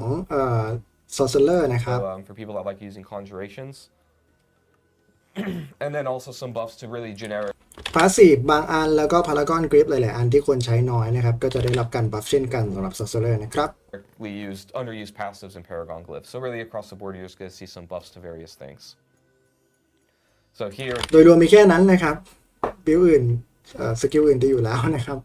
บัฟ Incinerate นะครับจะได้เห็น Incinerate กันเพิ่มขึ้นนะครับผมขอฟันธงเมื่อกี้แบบพูดเล่นทั้งหมดเลยนะฟันธงแบบตั้งใจเลยไม่มีใครเล่น again, for Sorc players, Incinerate and really Conjurations are the things that you have to look forward to. And ดรูอิดครับผม next we've got the Druid, who's got quite a few powerful things coming. So similar to the Barbarian. เช่นเดียวกันกับบาบาเรียนนะครับบัฟดูอิดในช่วงต้นเกมให้เก่งขึ้นนะสกิลพื้นฐานทั่วไปจะเก่งขึ้นนะครับอย่างตัวอย่างวินเชียนะครับสกิลปาลมนะครับได้สปิริตเพิ่มขึ้นต่อครั้งจาก14เป็น16นะครับเพิ่มความแรงขึ้นนะครับยิ่งโดนศัตรูเยอะยิ่งได้สปิริตเยอะขึ้นด้วยนะครับ You know, the Druids, we've gotten feedback that they kind of, you know, they have a really, really strong late game, but their early game getting there can be a little bit tedious to go. So we're buffing a lot of their basic skills. We gave an example here for the Druid with Wind Shear. So you can see here the Spirit generation is going up, the damage is being increased, and the Wild Wind Shear upgrade, which gives you more Spirit when you hit enemies, is also going up. So really just better resource management. Companion สกิลเพิ่มดาเมจแทบทุกชนิดนะครับหมาป่าลากไม้พิษแล้วก็อีกานะครับ In the early game. And then Companion Druid. So we could pretty consistently hear from players that they really want to make a companion build really work and feel good. So we've got some damage buffs across the board for all of the companions, particularly Wolves is getting quite a bit stronger. But we've got things for Wolves, Poison Creeper, and Ravens. And then we've got some additional buffs. พาสซีฟที่คนใช้น้อยก็จะมีการบัฟเช่นเดียวกับ Sorcerer นะครับ And then last but not least, the Storm's Companion unique. So this is the one Storm Companion unique นะครับ howl when they do some lightning damage in an เพิ่มเลเวลสกิลหมาป่า2 3เป็น4 5นะครับ increase from 2 to 3 to 4 to 5. Storm Howl เพิ่มดาเมจ Storm Howl damage, that damage that ประมาณ after the 180% lightning bolts, come down is being increased by a lot. โอ้รูปเล็ก So มา you ก could see here. Enhance. Yeah. โอเค Yeah, so you know, before I was doing like, you know, in this example at this level, like 100 to maybe 400 damage. แล้วหมาป่าทำดาเมจจาก100เพิ่มเป็น 1,000 กับมอนสเตอร์ที่เลือดประมาณ2 ล้าน per นะครับ strike, and these things strike แรงขึ้น multiple times ถือ too. ว่าแรงขึ้น And, ถือว่าแรง so ขึ้น it's actually quite a bit of ใช้ได้เลย increase. นะครับ So really, as far as Druids, your early game will feel better for most, pretty much every build, and then Companions and especially บัฟทุกบิล Wolves มันเนิร์ฟ are เน gonna be โค quite กูนะ powerful. นะครับ ยังไม่ถึงด้วยโลกนะครับ So we've Heartseeker got Heartseeker and Force Flare, their attack speeds are being increased. โอ้เพิ่มความเร็วในการ you know, โจมตี when ของ it comes 2 ส to กิล basic นั้น skills, a lot of น่าจะใกล้เคียงกับ Puncture นะครับขอวิเคราะห์นะครับทุกคนก็จะใช้สกิลหลักเป็น Puncture ต่อไปนะครับปามีดยังไงก็ดีสุดนะครับ people gravitate to Puncture. It's really, really strong. It applies vulnerable, but also you're able to stutter step, and it feels really good when you cast it. And you're just throwing knives. Yes, and Throwing knife throwing knives is is cool. rad. I can't give everyone knives on every skill, but I also think arrows are kind of cool. I just think there's areas for improvement. For So, the knives and everything. maybe knives on the arrows. Like, I don't know. But anyways, as far as how it feels to use, the 2 arrow skills should feel exactly the same as Puncture. As far as how you're able to stutter step, how quickly you're able to cast them, they've been made to match. And then we also Flurry have นะครับ some feedback that Flurry isn't really เพิ่ม feeling ดาเมจ because นะครับ of the other core skills, so we're increasing its damage. And แล้ then วก็ we're เพิ่ม also improving the เอฟเฟกต์ของ functionality เวอร์ชัน of its สูง upgrades. ด้วย They're just going to be a little bit more usable. precision And then stack precision, everybody's favorite new change in season 3. We're actually going to be reducing ลด the stack stack requirement จาก 6 เหลือ bonuses from 4 6 ก็แปล to ว่า 4, เก่ง so it's ขึ้น a buff to precision. It's really meant to help with actually the rhythm and the way that you feel when you cast it. That how often you get the proc should just feel a little bit better to use when you're using it in combination with other skills. aspect of And then branching last but not volley least, we got the aspect of branching volleys. This เปลี่ยน we're, เลย kind of redesigning or upgrading this เดี๋ยวมา legendary ลอง quite ดู a ว่าเปลี่ยน bit. ยังไง This is with barrage. When your barrage arrows bounce, อ๋อ they do more damage. เว But ลา now ใช้ we're actually adding a little bit barrage more to it. ลูกกระสุนเด้งแล้วแรงขึ้น So นะครับ you can มาล see องดู here ซิ on the left is kind of อันซ้ายคืออันเก่าเหร the อ old version, which basically อันซ้ายคืออันเก่าเอฟเฟกคือ barrage นะครับมีโอกาส 25% ที่จะแตกออกเป็น 2 ลูกนะครับเวลามันเด้งอันใหม่นะครับเพิ่มดาเมจที่เด้งจาก barrage นะครับ 40-80% barrage นะครับมีโอกาสที่จะเด้งด้วยก็คือดีขึ้นแล้วก็แรงขึ้นด้วยนะครับ said that your arrows had a chance to split into 2 arrows whenever they ricochet. And I love that zoom in. Oh yeah. So now on the right, firstly, it's going to increase just the base damage of ricocheting arrows from barrage,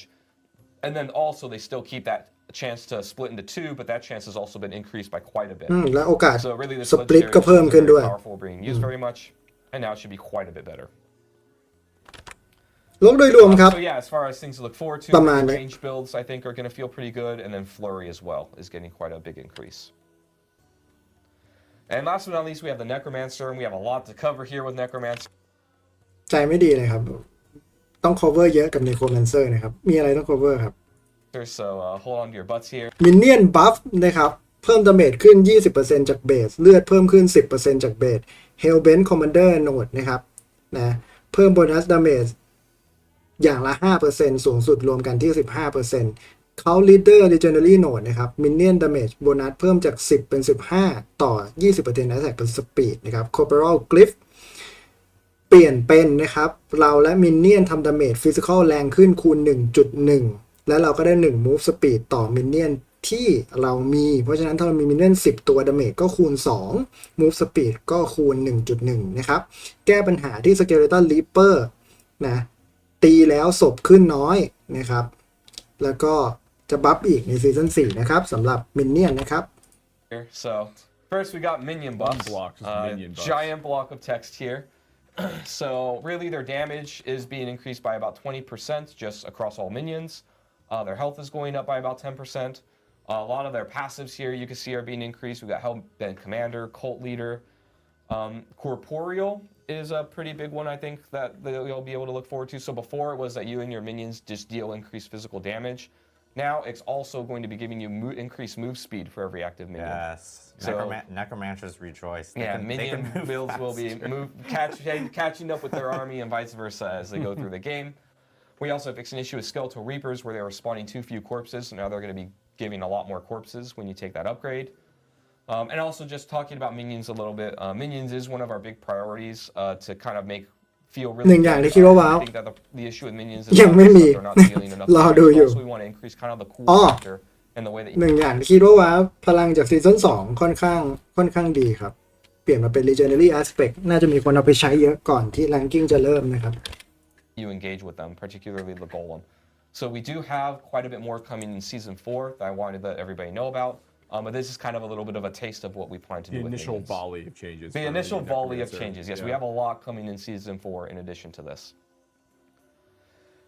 And then next, we've got also buff แล้วก็ฟังก่อนก็ได้ buffs and functionality adjustments to a bunch of other things.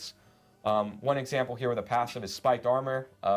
And it kind of makes sense that, you know, it would give you armor. น่าสนใจมาก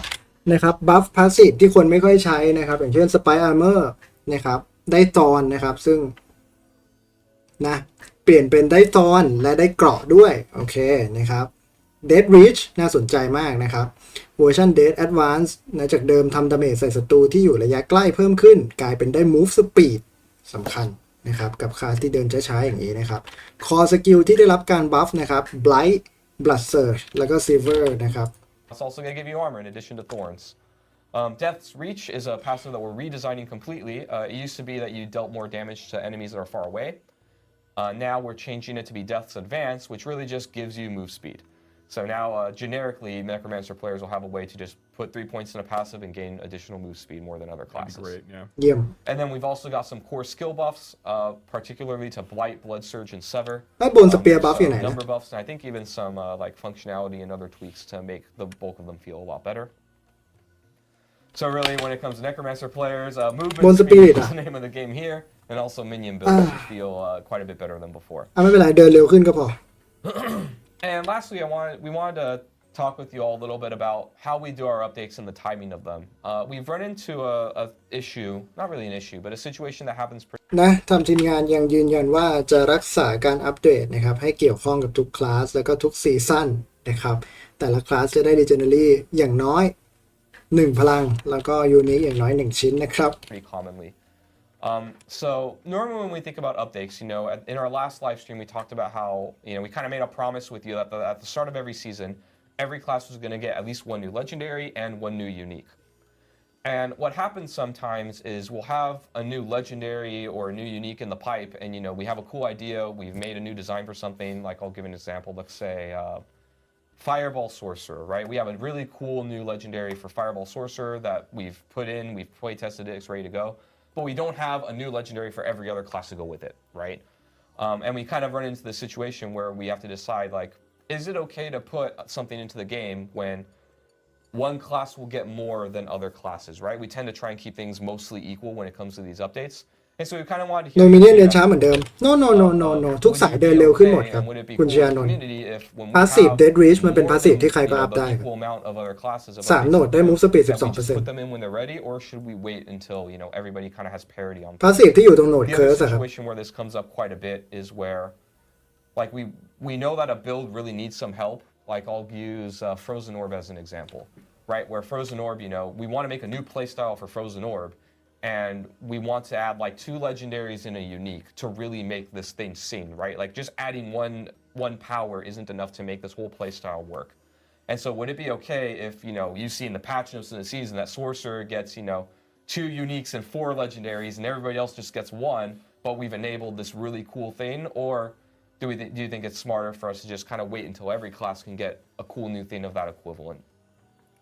amount of stuff coming into the game? So, we're open to feedback here. We're going to be looking at,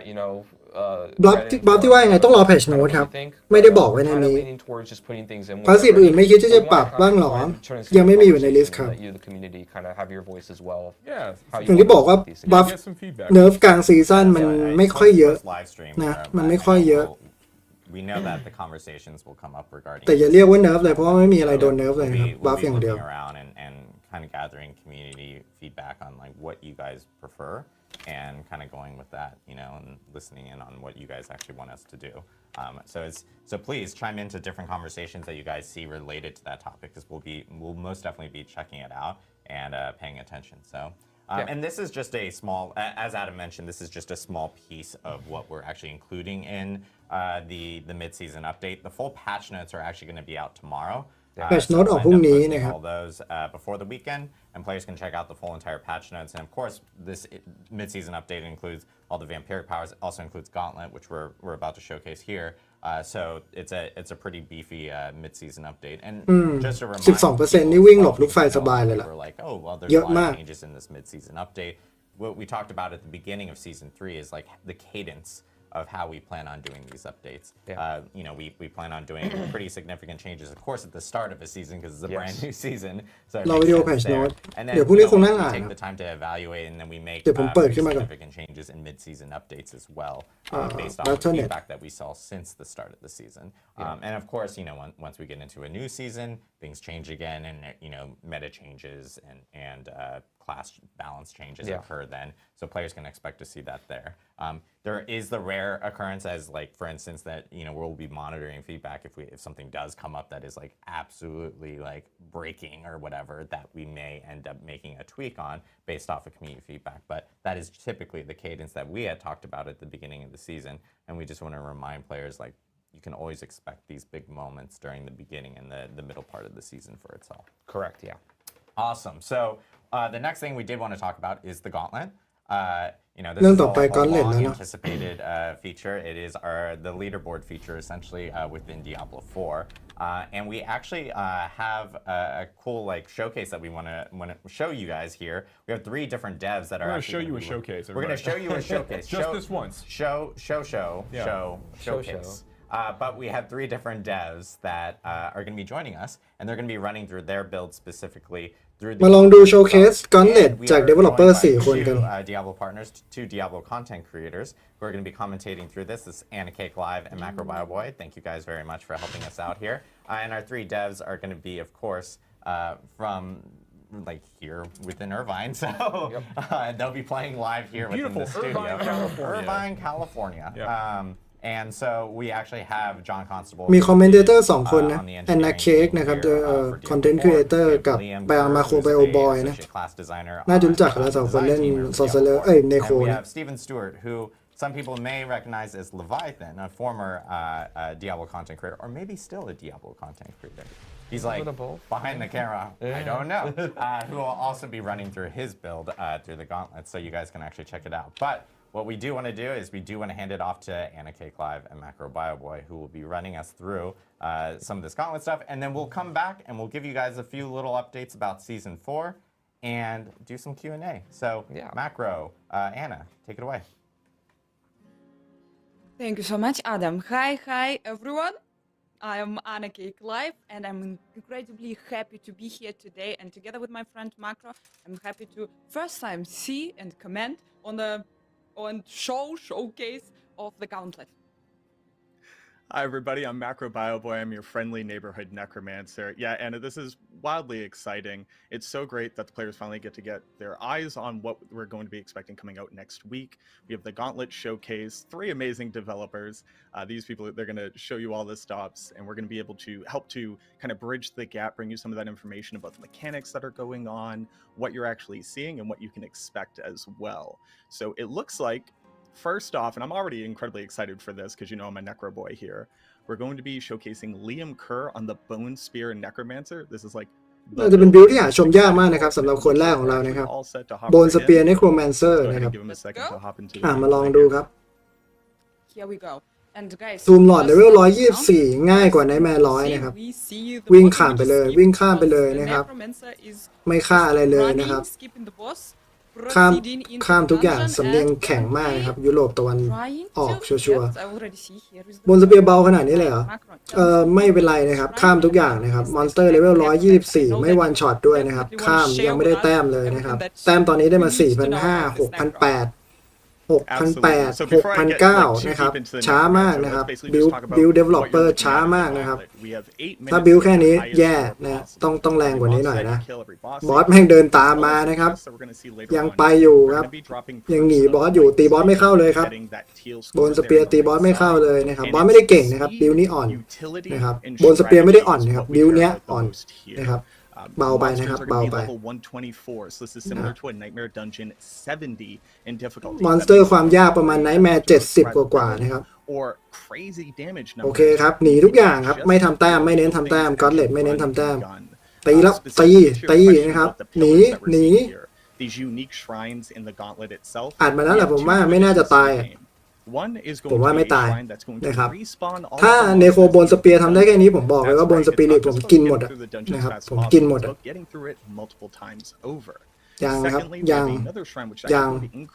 แต้มอยู่ที่ 22,000 นะครับโอ้ชายออกนะครับเดี๋ยวเวลาอีก6 นาทีครับเราต้องทนดูอีก6 นาทีทรมานมากตอนนี้เป็นเนโคที่ทรมานมากนะครับไปยังไปต่อนะครับยังไปต่อ The whole this gauntlet, it's all about the strategy. The shrines gonna be บอสอีกแล้วนะครับไอตัวแรกยิงไม่เข้าเลยมาดูตัวนี้ยิงเข้าไหมยังไงโอ้โห 20,000 60,000 เฮ้ยเข้าอยู่อ๋อบอสตัวแรกไม่สู้แผนขึ้นมาสู้ตัวนี้ Are you โอเค gonna kill the boss? โอ Are เค you planning to use โอเค those เห็นไอ้ shrines ม่วงๆที่ดรอป back? อยู่บนพื้นใช่ไหมครับ นั่นคือแต้ม นั่นคือแต้ม Once again, 46,000 ตอนนี้ shrines แต้มอยู่ที่ special 46,000 shrines from this gauntlet. เก็บชายมา They โอ้โห will be either resetting all the monsters in the dungeon. And เป็น you ชาย will พิเศ see ษที่กด our แล้วมอนส necromancer เตอร์จะฟื้นทั้ง killed แม the ป boss นะครับ first time, reset this boss, and he's going back and killing him again and getting a lot of proofs of might, increasing his score. By the way, Necromancer current score is already 58k. อย่าใช้คำว่า already ครับ แม่งน้อยมาก ดูก็รู้แล้วว่าเราจะได้แต้มเยอะกว่านี้ แต่ไม่เป็นไรนะครับ อย่างน้อยเราก็ตัด developer จากคู่แข่งเราคนหนึ่ง It will stay the same for a week, so you can plan ไปต่อ your path. You can always choose your way how you will be progressing in this dungeon. And here we see the second โอ้ shrine. ไม่ชอบเมคานิกนี้เลยครับ ชายนี้เป็นชายพิเศษที่แต้มจากมอนสเตอร์จะดรอปสูง So ขึ้ to น talk a little bit more about the Bone Spear Necromancer, because I could go on and on and on about this build. I think this is basically going to be everybody's first attempt at what the best meta approach to this content is. Bone Spear has a lot of great mobility as well as ability to spread damage across the battlefield. So whether you're running past monsters and gunning back behind you, kind of training monsters along, กดเสา players of แล้วได้แต้ม Diablo เยอะ have seen similar strategies in Greater Rifts, kind of bringing all of your monsters together before you waste any time actually killing them. But whether or not you're just like front loading all of your damage and blasting through bosses so that you have that shrine moving forward. Like here we have the Blast Wave Shrine, right? This basically means that the Necromancer will be able to kill as they run, not worrying about having to spend any animation time actually casting their spells themselves. And I think that this is something that ดูความแรง blast wave ก็รู้แล้วว่าบิลนี้เบาขนาดไหน blast wave ล้านหนึ่ง the same every single แต่ week. บิล So ตี every monster is going to be คิด the แบบ exact vulnerable same แร place. งๆ Every 500,000 time that you kill a monster that drops one of the keys, those are going to be 800,000 the exact same place too. So like I said before, it's not just about doing a lot of damage being very fast. It's about picking every single time you spend any time at all, casting a skill, doing damage, or moving. And I definitely think that Bone Spear Necromancer is uniquely positioned in this way to be able to keep that constant momentum in damage output. มอนสเตอร์ง่ายมากจนไม่ต้องใช้ blood mist เลยนะครับ เท่าที่เห็น Current score we have 141k. ผมว่าอาจจะรีสกิลจาก blood mist ออกแล้วใช้เป็นอย่างอื่นแทน We don't have yet any keys, but hopefully we're gonna get them soon. You probably also saw that in this dungeon there are special chests, white chests, and a little bit later I think we're gonna see also yellow chests. The chests, obviously, they have a lot of proof of mights. They're helping you to increase your total score. เปิดหีบได้แต้มด้วย อะไรคือ ranking มีเปิดหีบได้แต้มวะ Special monsters. The monsters are staying the same, but when you're entering the dungeon, you don't know which monster it is. You will also have to first run a couple of times through the dungeons, kill all the คือ monsters, แม่งบังคับ find ให้เราลง out หลายแต้ who ม is actually dropping the key, and probably focus on those monsters. Also, keep in mind that you need probably kill them, couple of them, to be able to open the chests. By the way, we went right back to the beginning of the dungeon, and probably our Necromancer now decided to finish our first boss, our Tom Lord, that is waiting here. We have It's really 2 important minutes, to- 30 seconds left. 30 seconds left. It's really important to recognize that too. So the Tomb Lord is a boss that is notorious for moving. And if you're a boss that moves, you're basically the antithesis of a Bone Spear Necro. It wants to keep you in a very specific place. So maybe it's not kill every single pack of monsters. Maybe it's not whittle down every single boss as you go. Since you know where the ones that are going to be the easiest for you to take out, you can make that ดันไม่ได้ใหญ่ขนาดนั้นด้วยนะ strategy. And running through these sections ค่าทั้ง again ดั and น again, รี getting หมด as much รอบหนึ่ง score as น่าจะ possible. คุ้มกว่า Probably the ถ้าเราไม่ best ต้อง part ตี about all of มอน this ตัวห is นึ่ง something that 4-5 like, ร you อบ might แบบ not have นี้ picked up on immediately. You notice that every single time you kill a monster, like we just saw there, the score automatically flies into. So this isn't like running a normal dungeon where you have to go back and pick up those 2 veiled crystals that you happen to notice drop. Your only concern is running through this at breakneck speed, killing demons as you go.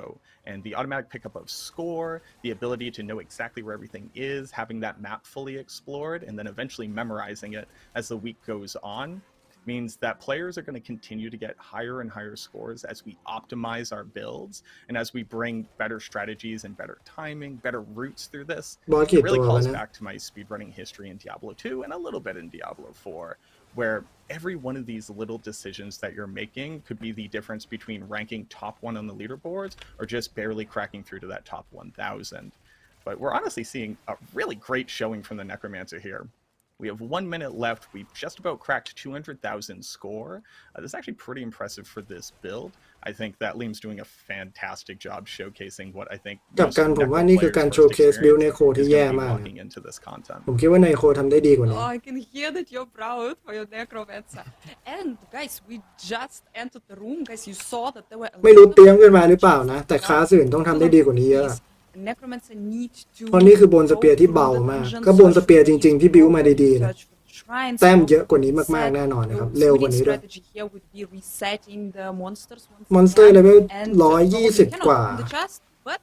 one shot ไม่ได้ monsters and also increase the total amount your current score.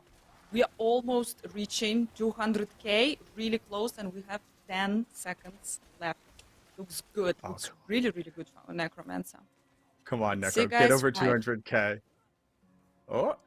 and this is one of the issues that you run into. You know, if you've already cleared out that part of the dungeon, going back through it and kill, you know, there's no more monsters for you to kill. But a great showing for the Necromancer. And can you tell me a little bit more about the screen that we're looking at right here? We are looking on our total results screen. You can see here your total score. You can see here the amount of monsters that you killed, all the elite monsters that you killed, and all the bosses that you defeated, all the information. And you also can see the information about what you reached, which seal you reached. And our necromancer, yep, Macro was absolutely right here. Our necromancer was showing insanely good gameplay. Seal of the Worthy. This is the highest seal that you can reach as a บอกว่าเกมเพลย์เมื่อกี้คือแรงสูงสุดของระบบแรงกิ้งนะครับงั้นระบบแรงกิ้งก็ตลกแล้วล่ะ How they gonna work?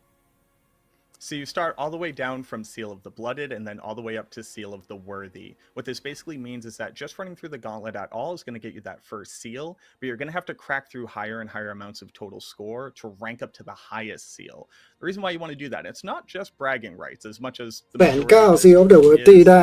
but at the end นั่นก็ไม่ต้องทำอะไร not only are you going to get a cash just for running the gauntlet every time, you know, a small amount of items just to say like, hey, good job, you spent your time. But on top of that, if you actually reach the end of the week and you've reached the Seal of the Worthy, you're going to get all of the caches for the 4 seals below that. You're going to get automatic นี่มันเรายากกว่าเยอะ item power ยาก that กว่าเย can อะ be ancestral legendaries. It can even increase all the way up. นี่ไม่ใช่คอนเทนต์ยาก นี่คือคอนเทนต์ที่ต้อง a วาง much แผ better น incentive เล่น for ให้เร็ว people who บิล don't ให้ just ดี care about the ego part of it. You know, they're like, hey, I participate. I want to get something out of it. You do too. And being able to get that loot at the end of the week is that nice little cherry on top.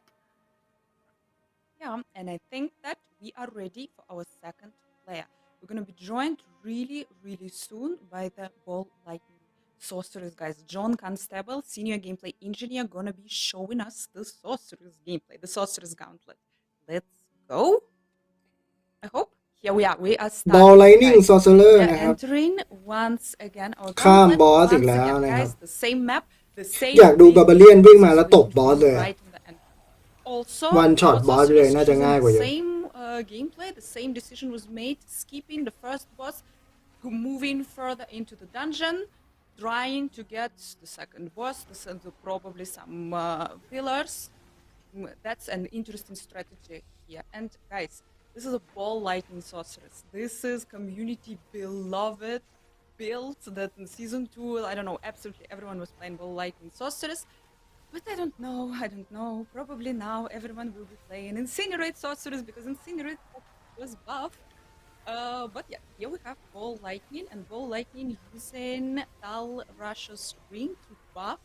your Ball Lightning damage with the with the power of the multiple elements. Yeah. Yep. Here we go. One more boss is here.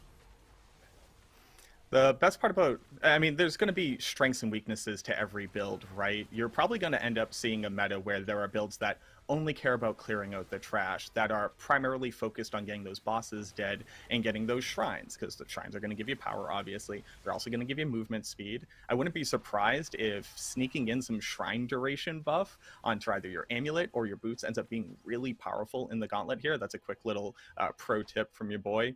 But there's not necessarily one right way to do this. On top of that, every class, every ladder that you're in is actually judged individually. So The necromancers are going to be judged against other necromancers, sorceresses against other sorceresses, so on and so forth. So where some builds may not have the mobility, but they have the boss kill speed, or maybe they have the density clearing, but not the mobility, the exact strategy for each individual class is going to really make or break what ends up being the meta for the gauntlet, which is one of the things that I think is the most interesting about this. Whereas things like the Abattoir of Zir really just pushed us to the question of how do you do the most damage and survive the most damage, here some of those considerations aren't really as important. We're playing a different game at this point. But the Ball Lightning Sorceress, like amazing mobility, great density clearing. You notice that slowed down a little bit against that boss though. Depending on the scenario, this might be one of those builds where you basically ignore the bosses whenever possible, unless they have a particularly juicy shrine that you really want to be able จาก to เวลาที่ดูนะ moving กับขนาดดันเจียน But here เล่น we have บิว the ไม่ฆ่า increased, บอสไม่ได้ favor drops. We got the reset there, so he's actually able to ต่อไป pop right back into that room where he just got ยังไงก็ต้อง kill ฆ่า this บอส boss ครับไม่งั้ again. นแต้มก็น้อยกว่าคนที่ฆ่า It's แน่ just really interesting to see what kind of meta is going to develop as we get further and further into the season. Yeah, here we see. Actually, yeah, our sorceress is going pretty good, yeah, on the bosses. Probably, yeah, it's worth it to stay here, again, to spam the pylon and to use the power of the pylon. And guys, gonna tell you a little secret. You better not die in the gauntlet.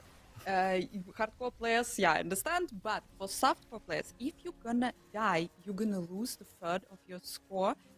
You're gonna respawn in the dungeon. You will be able to pick up your score, but only if you will run back to the place where you died. And yeah, this is again, you're wasting way too much time if you're dying in the gauntlet. Here, once again, our sorceress, by the way, current score of our sorceress is 1k, a little bit, we just reached 1k, going really, really good. 1k อะไรเหรอ 100k Dungeon, one more pylon is waiting แอน for นา us. ใจเย็นนะ And ลู I ก want the chest. I want someone to finally open the chest. But yeah, so far, no one can get the key. The keys are quite rare. Only special monsters are dropping them. Here we go. 4 minutes left. Yeah, so just over the halfway point, it does look like the sorceress, their natural mobility. I mean, she could teleport, right? That's obviously going to go a little bit faster than somebody running on their two legs, but already doing a really good showing. We're definitely going to crack over that 200k, probably closer to like maybe 300, depending on whether or not he turns on the turbo boosters here. But you're talking about those keys, and maybe I'm just going to spitball this while we're watching here. My mind's kind of already going crazy, theory crafting, trying to figure out what's going to be the best way here. But to be able to open up these chests, like you said, you have to kill specific monsters in the dungeon. They will drop the key. Now, there's the regular chest, there's a golden chest. Obviously, big gold chest, worth more points. But the interesting part here is that how valuable is that for you in your current route is going to completely depend on where you went first. Do you zerg your way all the way up to that key, knowing that you passed by a gold chest in your typical, fully optimized route? Or is that just not part of your strategy at all? There's an interesting dichotomy there where it's just like, depending on where the keys are spawning on the monsters in that week's gauntlet, maybe they are huge, maybe they're pivotal to how you can actually get the highest score possible. Or you kind of have to make the decision, a couple of seconds left in your run, you're like, hey, I got 1 or 2 keys, I see a couple normal chests coming up, I know I'm not going to be able to reach the gold chests, since those are in the same spots as well. I'm going to make that mad dash, I'm going to get back up into there, get those 2 little chests, sure, that's like good enough for me on this run. But being able to make those decisions in the heat of the moment, or at least at first, when everybody doesn't necessarily have their best route already mapped out at that point, is going to be where those like small little spikes in score. I'm really, really excited to see the leaderboard as it develops. Obviously, you're going to be able to see the actual builds that people are bringing into the gauntlet on that same leaderboard, but you're not necessarily going to know how they ran through it, how they prioritize killing bosses versus the elites, etc. So there's still going to be a little bit of mystery, but at the very least, you'll be able to copy the build if you can at least see the gear that they have. I think there's going to be a lot of mystery. Actually, how we see it right now, it's really a lot about your strategy and not that much. Yeah, your build obviously will be super important. How quick are you? How quick you can kill the big groups of monsters? How quick you can kill the bosses? But your strategy, I think this will be the key. Your path through this dungeon, this will be deciding. And yes, the leaderboard will be moving from day 1, and then the very last day, someone gonna sneak in and will be the top of the leaderboard. Yep, interesting times ahead. our sorceress, guys, closing almost 200k, and we entered this beautiful room with a lot of chests. We had 2 keys. We opened one chest. We opened the second chest. We are getting a lot of points. We are really close to 200k, and we are moving forward. White chest and yellow chest, they both actually cost only 1 key to open.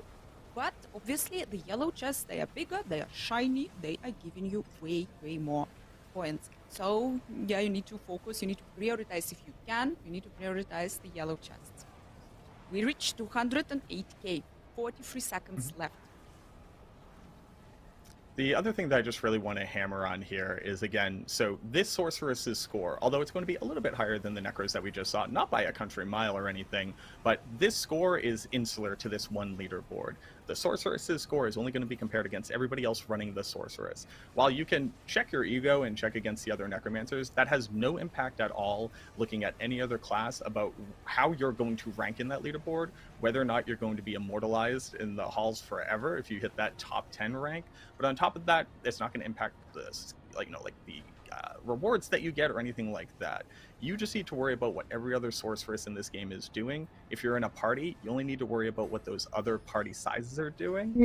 It's probably my favorite part about this. You know, while there's going to be differences between the classes, I only need to worry about my class. But perfect. Sorry, I was gamering on here. We got another Seal of the Worthy completion, over 200k score, 7 bosses, 39 elite monsters, 674 monsters. If I could ask for anything, I'd love to see these kind of stats basically at the end of all content in the game. Maybe I'm asking for too much, but seeing those numbers like itches some really good part in my min-max brain there. Yeah, it's really nice to see actually what I accomplished, how many poor demonic souls I sent back to hell. Yeah, I can understand. And yeah, we got the reward immediately after each time when you're entering the gauntlet. You're going to be getting a small reward, and you're going to be getting a big reward in the end of each week, depending which seal you reached. I think we are preparing our third player. We're preparing Leviathan. He's almost ready. He's going to be joining us with a barbarian, with a Hota charge barb. I know everyone want to see it. So he's gonna be crushing it really soon. ถ้าเกิดไปเล่นได้น้อยกว่า 300,000 นี่ก็ That's going to be season 3. Season 3 is going to be Charge Hoda Barb. We could just put that up on a banner somewhere. We could take down the construct symbol and just put Charge Hoda smashing through the game. No, but Leviathan is an absolute legend from the community. Fun fact about Leviathan, we actually lived in the same city for like a grip, and we just never got the chance to actually sync up. But just like you, we were able to meet him at BlizzCon. He's a phenomenal dude. Shout out to Leviathan. But it looks like we're actually ready. So let's go ahead and hop into it. Yep. Enough sharing, anecdotal stories. มาดูคนสุดท้ายครับเพราะคนสุดท้ายเป็นสตรีมเมอร์น่าจะต่างกันเยอะ Let's see. Yep. Just doing Hoda Barb things. โหท่าตีไม่คลิปอ่ะ He decided that 15 million overpower was the way he wanted to approach this scenario. But the Charge Hoda Barb, so I think this is kind of like the apex predator of this type of content. We are working with a mobility skill in charge that's also going to be able to clear the trash for you. You have giant Hoda smashes so you can bring down bosses quickly, as long as he has all of his buffs going up. And basically being able to meld these two concepts together is what every class build strategy is ultimately going to have to look for. Maybe you're running double mobility aspects, both one on your boots and one on your amulet, as opposed to worrying about putting another damage aspect there. Because again, remember, these monsters are only level 124. It means that they're 30 levels lower than any tier 100 content you're doing. And I figured this guy was about to get 2-shot, but he's giving up a little bit more of a fight here. Let's see. There we go, Leviathan. GG. Big channeling shrine, more mobility, not worrying about resource. This is what we're looking for in Gauntlet content. This power. Jeez. All right, calm down. We need something to be able to talk about here, Leviathan, my boy. No, he's absolutely smashing. He's absolutely destroying. But like this, if you're not gonna plan, you're gonna soon run out of the monsters. You need to focus on where actually the shrines that are resummoning the monsters are. And yeah, hopefully he has the plan. Yep, he's absolutely flying through this dungeon, picking up everything. His score already 64k. Quite insane. And yeah, I believe in our Leviathan. Leviathan, by the way, he was one of the best demon hunters that there is in Diablo 3 back in the days, and now and absolutely understandable why he's smashing us on this barbarian here. And what is also really cool, that you need to obviously memorize the map. You need to memorize where all the monsters are. You need to memorize where the shrines are. What we have here, apparently all the shrines that are resummoning the monsters, the shrines that are giving you also extra score, they're located mostly in one part of the dungeon, and the chests are located in the other part of the dungeon. So yeah, guys, there's going to be a lot of planning, a lot of strategizing here. Something interesting to note. All right, I'm going to get a little bit deep on details here, because I assume most people haven't studied how shrines work in this game enough to know the numbers off the top of their head. Basically, what you're looking at is a 30-second buff that is also going to give you 35% movement speed. The cool part about shrines is that each one of them can layer on top with other unique shrines. So you could have a channeling shrine, as well as a blast wave shrine, as well as an artillery shrine, etc., etc. But getting the same shrine again doesn't actually do anything for you. While it's going to reset that 30-second timer, it's not like you have double blast wave and double movement speed. So when we saw that loop where he actually came back through and immediately killed that boss again, while it makes sense, he knows it's there, he knows it's worth a lot of good score, that doesn't necessarily mean สร้อยใหม่ขายก็จะซื้อก่อนนะ out of that single shrine ระหว่างคน and ยัง being ไม่รู้ able นะครับ to basically lily hop, or frog hop over these shrines, always maintaining at least one constant buff for them, might be a way of being able to add on mobility to a build that doesn't normally have it. So maybe you're a huge boss killer, but you can't fit mobility anywhere. As long as you can plan out how often you get these shrines, you could effectively link together a full 8 minutes of shrine buff, maybe even longer. There's so many things that you could be picking out of here, right? Stopping at individual little monster packs to make sure that you're maintaining your buffs. So even if you're not necessarily killing them, or they're not high value, you know that you're going to be operating at maximum efficiency when you walk into the next room, where we always will know there will be an elite monster, or there will always be a boss monster in one of these tiles here. My brain is going crazy right now. The more that I see from this content, it's just like so exciting to have something to really strive for in this game. Right? We got the gear, we finished all of our farming, all of our grinding. What do we do with it? Well, here's what we do with it. Now we actually have something to test those builds, to re-theory craft on top of. Not to mention all the changes coming in this patch alone. I'm gonna have to rethink all of the builds I was expecting to be able to bring into here and test them. ปัญหากลายเป็นมอนสเตอร์ไม่พอให้ฆ่ามากกว่า The biggest chagrin I got is, geez, I gotta come up with all brand new builds to incorporate the vampire powers, as well as whatever changes actually come to the core skills themselves as well. I can hear that Macro is starting theory crafting already right now. He's already stuck here. I'm turning left, here I'm turning right, here I'm touching this. We already in the process of creating the guide how to do it. Our barbarian, 217k total amount of proofs of might, going really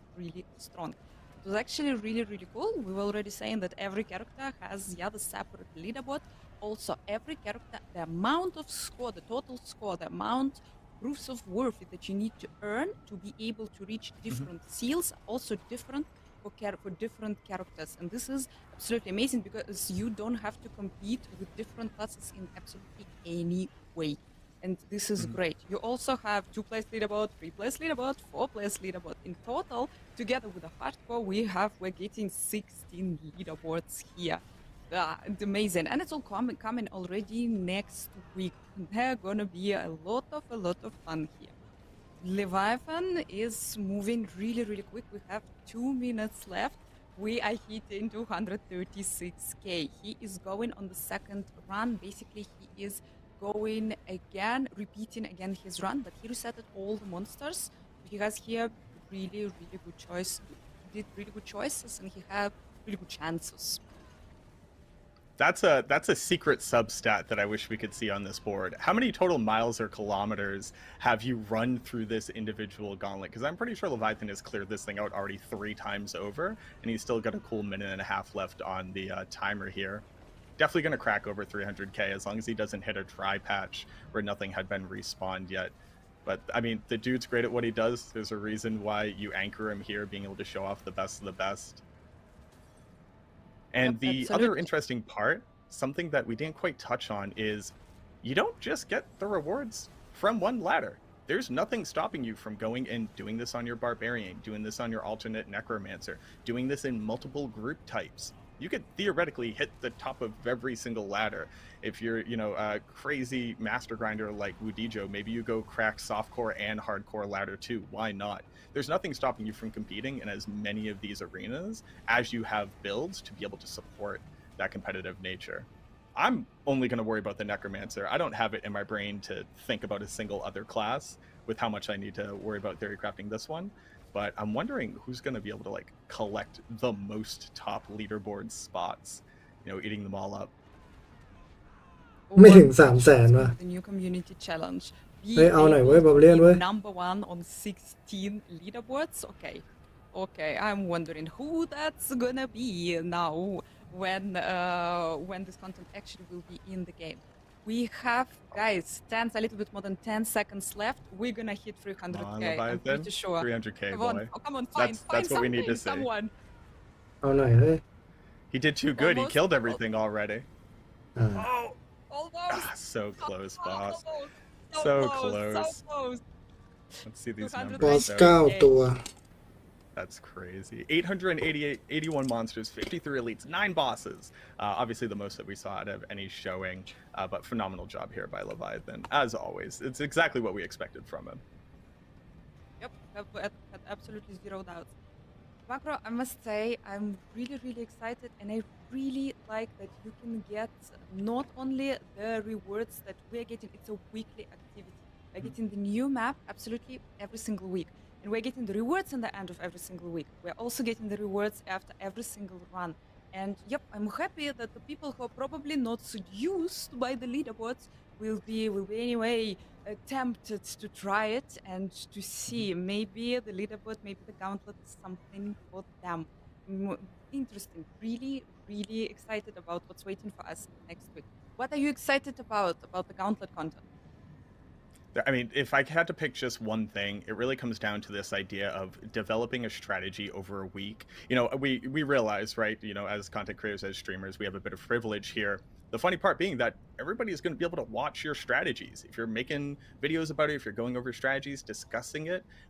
basically it's out there. It's open for people to be able to see. So being able to come up with these, maybe a little secret strategy, maybe you save it till just the last couple days and you actually finally test it out. That's probably what's going to be the most exciting for me. It's just this idea of it's not just about damage. It's not just about stats on your gear. It's how good of a plan can you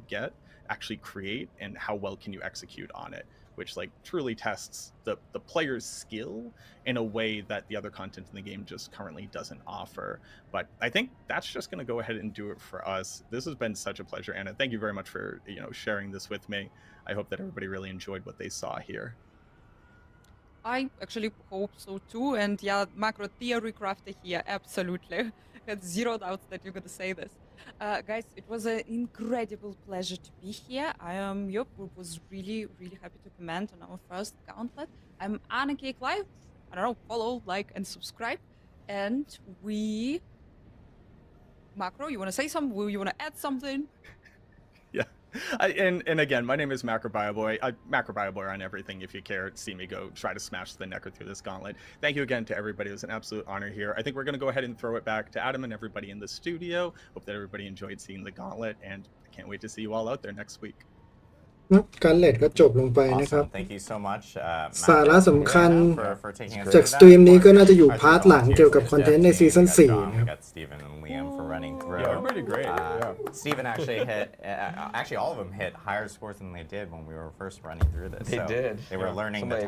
they were learning the dungeon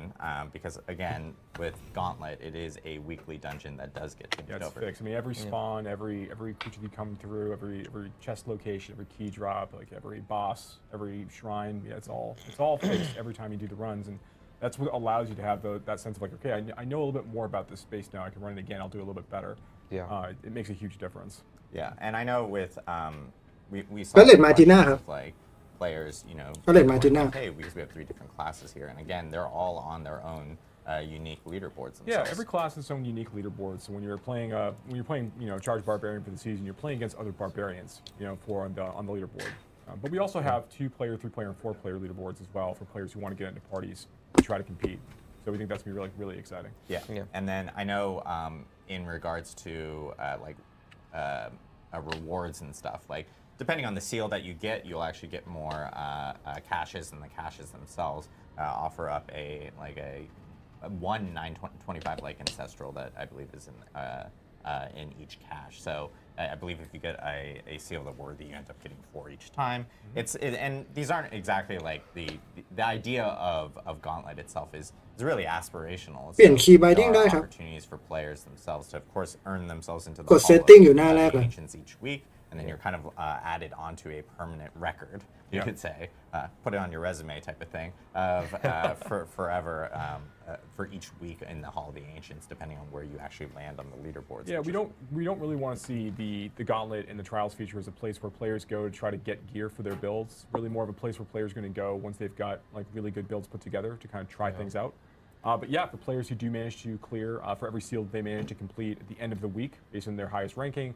they're going to get a cache that you called out. And there's a high chance of unique items actually appearing in these caches as well. So you can get 925 uniques out of this. But again, these are really like, more augmenting other things you've been collecting over the course of the season, not like being the primary reason that you're going to the space in the first place. Yeah, and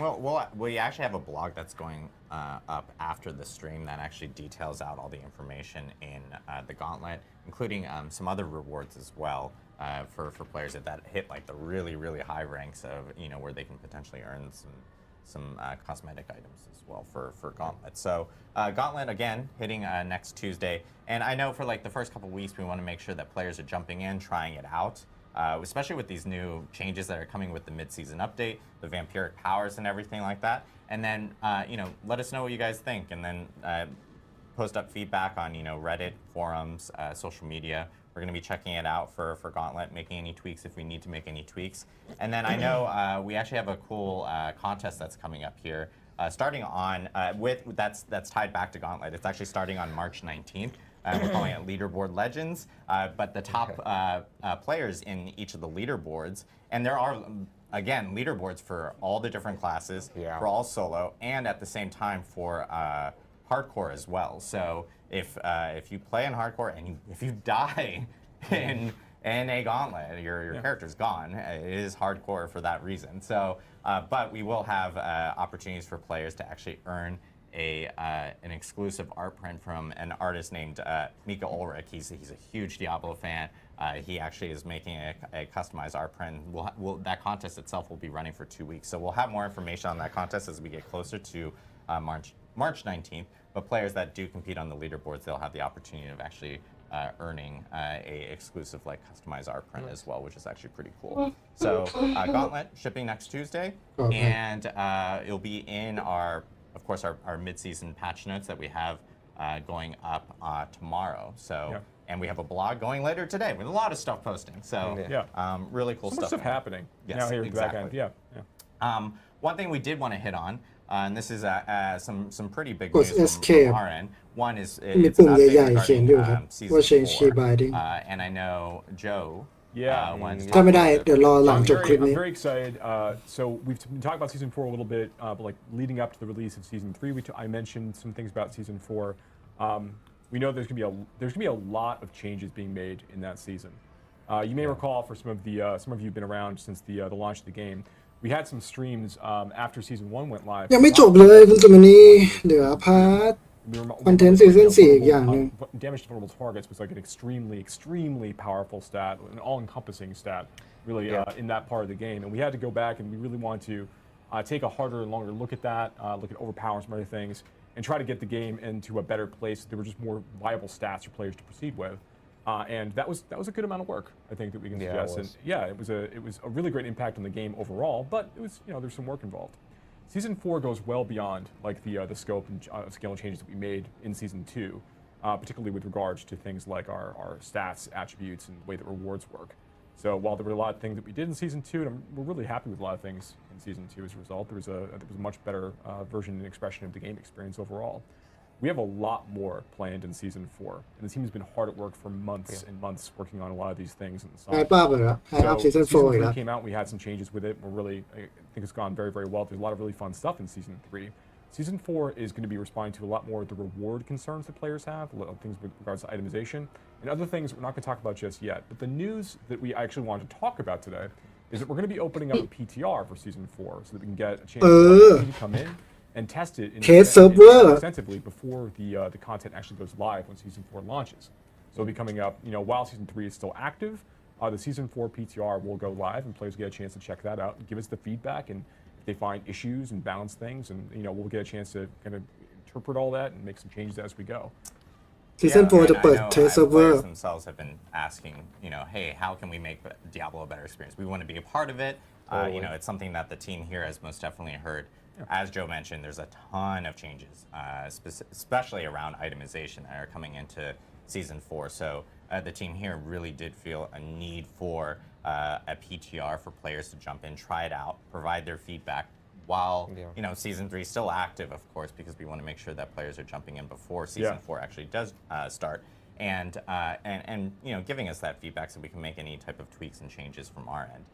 And I know the team here has been doing a lot of work to incorporate a PTR into Diablo 4, especially for the first time. And so what we will say is, like, PTR, of course, will be before Season 4 starts. We'll actually have more information here in the coming weeks. เทสเซิร์ฟเวอร์น่าจะมา But ก we're ลาง actually gonna have ปลาย another เดือนมีนา campfire chat specifically focused around PTR. ให้ผู้เล่นสามารถ and เข้าไป the เทส content ได้ that ก่อน you'll แล้ว be ก็ส่ง playing ฟี in ดแบ็ก PTR. So it's kind of it will be a little bit of a reveal of what you'll be experiencing in Season 4 as well. So it's going to be There'll be some things we'll hold on to talk about some closer to things we'll Season hold 4 on, launch, but like not everything, but a huge whole amount lot. of stuff. There's gonna be a lot, Huge so. amount of stuff to talk about for Season 4 them. And I will say it will be we're already talking about it and going like, wow, it's going to be a pretty beefy Campfire chat coming up here in the next couple of weeks. We'll have more info soon. But and one thing that we did want to note is it is just PC BattleNet. So, to be as agile as we เท want ส to ได้ be ใน with ชนะ the changes ใน in PTR, คอมเท่านั้น PC BattleNet was the best option for us. So players on PC BattleNet will be able to experience the PTR themselves. And I will say with PTR, because of the changes that are coming with Season 4 and the amount of changes, as I said, the team felt like, hey, we need a PTR to make sure this happens. Does that mean we'll have a PTR every single season? Maybe not. It depends on the scale of เทสเซิร์ฟเวอร์อาจจะไม่มีทุกซีซั่น but for Season อาจ 4, จะไม่มีทุกซีซั่นแต่คอนเทนต์ในซีซั่น4น่าจะเยอะ and so we'll have news อยาก on ให้ that คนเข้ามา really เทส soon. และส่ง So, ฟีดแบ็กก่อน we're really excited that players can jump in, provide feedback. I know it's a long-awaited thing that people have been going like, oh, we would love to be able to jump in and provide some Yeah, feedback. absolutely. I early mean, on. I've been playing Season 4 internally for weeks at this point, leveling up a character from 1-100, and it's a blast. I'm really looking forward to getting more feedback and thoughts, just getting more eyeballs on some of the stuff that we have planned. It's gonna be very, very cool. Yeah. Awesome. So yeah, like I said, we'll be back here in the next few weeks. We'll have information on when that Campfire chat will be for PTR and all the information that you guys will be experiencing in that PTR specifically. So, and because I know like not everyone has experienced a PTR, I probably should define what a PTR is. Yeah. It is a public test realm. It is the ability of players being able to jump into a earlier build. And kind of like test it out. Think of it like almost like a mini beta test of some sort to experience content that is coming down the line so that they can actually provide feedback over to us. Yeah. And then we can make changes before things do go live. We've had PTRs for Diablo 2, we've had PTRs for Diablo 3, and of course now we have PTRs for Diablo 4. So really excited for that. And again, we'll be back in a couple weeks to talk about that. Right. We'll now jump into Q&A. So we know that a lot of people have questions, and we'll try to get through as many as ผมอยาก possible. รู้ว่าคนดูใน And ทวิต then, เยอะขนาดไหน สักครู่ and then again we'll remind everyone, at the end of the stream, like checking out the site for all the Gauntlet information and stuff like that. If we can't get to stuff, Vlogs going live. Vlogs going Yep. live. Yep. So I know one question that we've seen a lot, at least within the community, is regarding the changes in 1.3.2. With the crafting changes, the ability of being able to craft Uber uniques, and we've seen some feedback from players related to that, especially related to like Resplendent Sparks, how many are required for them. I know you guys wanted to talk about that really quickly. Yeah, I'll jump into this first, right? So for the uninitiated in 1.3.2, in our last patch, we put in the ability for players to be able to craft these Uber unique items of their choice once they reach World Tier 4. And they require Resplendent Sparks to do so. And you get Resplendent Sparks by finding another Uber unique, which are very rare, salvage them, and then that gives you the one material that you need.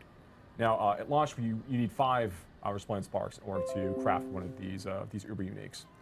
In the next patch, where this is going to be where the Gauntlet's going live and the trial system is going live, we're going to be reducing that from 5 to 4. Now, why did we choose these numbers? So, alongside those changes that we made as part of that last release, we also dramatically increased the drop rate of Uber Uniques from non-Duriel sources. So while Duriel gives you a fairly steady drop rate chance, still low, obviously, it's hard to find Uber Unique items in general. They're very rare and very powerful. It was exceptionally rare, as I think most players would understand, to find Uber Uniques outside of the encounter of Uber Duriel, which is one of the reasons why Uber Duriel is so popular. We did dramatically increase that drop rate chance. It's still very, very rare, right? So you're not going to be seeing it all the time, but we are seeing a dramatic uptick in the number of Uber Uniques that are dropping throughout the game as a result of this. So why go from, if we heard some of the concerns about the number 5, why would we go from just a 20% reduction to 4? So we are seeing more of the Uber Uniques dropping across the board, as I suggested. And this is sort of us beginning to get a sense of how players are interacting with these features as we start looking towards Season 4. So, in terms of like the number of Uber Uniques that are dropping, the way that players are engaging with various parts of the game overall to like farm up these items, we're seeing some changes in patterns, which is really, really cool. 4ก็ดีกว่า5แล้วนะตอนนี้เราอะไรก็เอาไว้ก่อน Season 4, we'll be looking at making potentially further adjustments based upon reception and how we see the numbers actually doing. We still want Uber Uniques to remain in the spot where they are very aspirational. They're not expected for every build to have them in order for them to come online and feel fun. Obviously, players really want them. You want them as characters. They're really potent. But they shouldn't be the thing that is enabling you to really do something fun with your class. It's an extra layer on top of your class once you manage to get one. Awesome. Question that we have here is, are we getting any endgame content in season? I'm sorry, I was supposed to read the name. Oh God, hey, you don't put your names, it doesn't count. Jucklax asked. Jucklax? Jucklax. Or Juck with a J. Juck with a J. I'm sure everyone's really happy that we're spending all this time on this. Very important. Are we getting any endgame content in season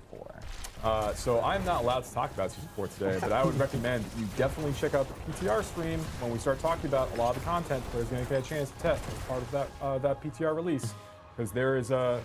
lot of stuff that's going to be happening, particularly for endgame players. There we go. There's a question regarding Gauntlet. Wink. I said it, so that's, So, congratulations. We have a question from Globusnus. That was, why is the level difficulty only Nightmare 70 for the Gauntlet? Yes. So we wanted to make sure that Gauntlet content felt something players could start trying to dig into immediately upon entering World Tier 4. Why did we do this? We wanted players to be able to ramp up through the content as they're leveling up through that last World Tier, and we wanted to see how players were going to react to it, basically as a result of that. Like, do players ever want to try playing through it at 85? Because when you're playing through the Gauntlet, there's the seals that I think were discussed during the playthrough. The players can earn based on the point scores you're able to get. If you're crushing those point scores, you're getting rewards for doing that. And it gives you that sense of progression as you go, and you get more and more of your gear online. You find more of the uniques you need. You manage to get you start getting your 925 items online. Like, a lot of your player power can come online as you get your glyphs leveled up and things. It doesn't mean that you need to wait to level at a very high level to be able to go do that content. So we want to make it available. And we also wanted to focus a little bit more on how quickly players can navigate the space, use shrines to the best effect, reset creature spawns, fight bosses, spawn bosses. We want to focus more on the strategy element of it rather than the sense that monsters had much higher hit point values and dealt much more damage as part of the run. We weren't looking to recreate the AOZ moment, for example, as part of the space. We want this to be a little bit faster, a little bit more approachable for players of different gear scores effectively when they start getting and build power parity when they start getting to the space. Having a fully tricked out build can still be very, very useful because it's just allowed you to blast a lot faster. Yeah, and also I'd just to double down, the purpose of the Gauntlet it's not meant to be really, really hard to get through at all, where if you just finish it, that's an accomplishment, right? AOZ was more that room, can you beat it? Yeah. And that's not what the Gauntlet is. The Gauntlet is about how quickly can you beat it, how do you optimize, how do you strategize, how do you change your route? It's a different thing that we're testing for players. It's not just about defeating it at all. It's about the point score. Yes. Speaking of AOZ, Sparky47 asked, any AOZ content coming soon? I just really recommend again. Check out. I mean, just Really look at like, that there's a stream, lot of like, stuff watch happening that in the stream. PTR stream. I just really recommend just get a chance to check out that stream. I would recommend it. I'm going to answer this really quickly because Shark Cohen asked, is the P and PTR public or private? It is public. So if you are a PC Battle.net user, you'll be able to actually jump into เอเซิร์ฟเวอร์ใครก็เล่น We'll ได้ have นะ instructions and everything of how to do that once we, It is in 6 over 1 ชิ้นต่อ 1 ชิ้น the stream and everything like that for the players. น่าเล่นตลกกันอยู่ Free ใช่ไหมเนี่ย from Midwest Bob. Yes, it is. Is there an NDA? No, there's not an NDA. Can you stream it? Of course you can. So yes, we'll have more information on that again with PTR. Yeah, I know there's a it's- lot of PTR questions. I just want to make it really clear. Like it is free as long as you are a person who owns Diablo 4 on Correct. Battle.net. Correct. So, Yeah, yes, Correct. Yes. It's if you're already an owner of Diablo 4 on Battle.net. Good clarification. Fonz asks, Adam, will you be able to see a breakdown of individual score relative to the other people in your party in the gauntlet? Actually, that's a good question. If you can go to the leaderboard and actually inspect players, because I haven't done that myself on the build. So yeah, right now it's party score. So it's totaling see up the the teams, value of your not the whole team. individual person. Yeah. okay. There is And no then- I in team or So, party. I guess my own sub question to that would be on a solo leaderboard. Would you be able to actually see someone's build if they have their profile not private or something like that? Can you actually pull up their character? Yeah, you'll be able to see the skills they have equipped at the time, and you'll be able to see like their key passive. So yeah, you can't look at their whole skill tree, but like you can see a lot of information about them. Awesome. Because we don't talk about this, but we actually did make some updates to the profile screen. We made some updates at the same time. We'll be showing up in that list. Imligit says, will the Gauntlet leaderboard be region locked? No, because everyone's playing technically on a global server. That's right. When you do play with your friends in your own region, you just tend to connect to them. You tend to connect to people that are playing near you because of obviously latency and stuff like that. So, That's right. ใกล้จะหมดละ does the companion go with you in the gauntlet? So I think people, I saw this comment a lot, well, especially when Stephen Leviathan was playing through because he was the charge barb. And so a lot of people thought he didn't have a seneschal construct with him. No, just charge barbs just move really fast. So he was there. he most definitely was there. The construct was there and was following him and stuff like that. So It'll be with you inside. It will be with you inside the gauntlet. And just so that you guys are aware, Gauntlet is a feature that is not just Season 3. Yeah. It is a feature that goes beyond Season 3. This is a part of Diablo 4 going Yeah, forward. so generally your seasonal powers and things will go into the gauntlet. You'll be able to bring everything to bear that you can. Yeah, we talked about this quite a bit actually, whether we wanted that to be the case, and we think it's more fun to allow these things to coexist. Yeah. Question from Cody4PF. Why is there minimal mob density in Gauntlet? The Varb ran out of density. How am I supposed to play this with my friends? I think players, when Gauntlet is like a different type of like play style. Players will most definitely have. You'll learn the dungeon throughout that week. You'll learn that you can actually take bosses. You don't have to kill that boss right there. You can most definitely bypass it. Maybe even like leash it or bring it with you into other rooms. You might want to save it because you might want the shrine later in a different way. There are shrines that actually bring back mobs back to life, so you can immediately get additional score. And so there's a lot of strategy involved with it. So I know a lot of people are going like, hey, there were specific moments where like Steven was like, didn't have anyone to kill there. It's mainly because, you can actually strategize and pull specific things and try to figure out exactly what ends up working really well for your character, how you want to actually maybe use shrines to benefit exactly who you killed there. Yeah, we're not looking to make a slow-paced experience with the Gauntlet, which I think you probably saw. You saw the players getting a chance to check it out earlier. But we're also not trying to maximize density in the same way that we would in like Nightmare Dungeons or Helltide areas. Players aren't getting loot drops and they're not getting a lot of experience in these creatures. So really more the focus is on the player having an idea of like where they can find packs of mobs and where mobs can be found in general in this space, and navigating the environment carefully in order to like maximize their point gain during that time, and then interacting with these other things along the way. Why are you smiling? It's just, I have a question from someone in here, but they have the most hilarious username. I look forward to this. I'm gonna say it, but it's hilarious. Just go. Bob Dole's Blue Pills. Okay. asks, Very good. any possibility of getting better cosmetics through gameplay, maybe through gauntlets, skins on par from the shop, etc. This is actually a active conversation that's been happening a lot, especially based off of community feedback that we've seen regarding the shop and stuff. So I will say that we don't have anything to say right now, but we'll have some more news regarding some items related to the shop that we'll be sharing here over the coming weeks and months and stuff that will ก็ 12%เนี่ยมันเยอะมากเลยนะมูสปีดที่บิลเรากำลังจะได้นะแล้วผมก็ใช้บับเบิลทิ้งไปแล้วสนุกแล้ว Sorry, that name was just wow. Al Quadrodia asks. Killing it over there. I know, amazing. Adam, perfect.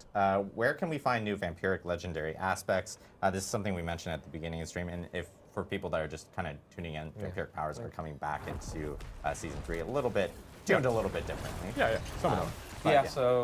you'll be able to find them the same way you can find any other legendary in the game. They're just going to be random drops everywhere. None of them, just to clarify, they're not going to be in the dungeons like the Codex of Power. None of them are going in there, but you'll be able to find them just like other legendaries randomly out the world. No different than any of those. Awesome. Chronix TR, Nightmare Vaults were a community favorite and very awesome to run through. Will they come back after season 3? There are a lot of really good learnings from Nightmare Vaults and a lot of the content we have in Season 3 that's kind of advising things we're doing with Nightmare Dungeons across the board. While Nightmare Vaults themselves are not immediately returning like in Season 4, for example, they are also something we're going to be continuing to look at and think about for future releases. So, but we're really glad that players have found like some value in them and just how exciting they are and how punchy they are on the reward side. So yeah, they're fun. They're great disruptions to the Nightmare Dungeon loop sometimes too. Yeah. Afrojack365 says, do you guys plan on offering an armory to maybe swap builds? And this is something that we've heard a lot over. Yeah. We talked about it before too on stream. Yeah. We really like this idea. The systems teams, the UI teams, all like the idea of doing this. There are plans for us to add it somewhere in the future, but we don't have dates to talk about yet. This is something we really like the idea of. We want to make sure that the game is.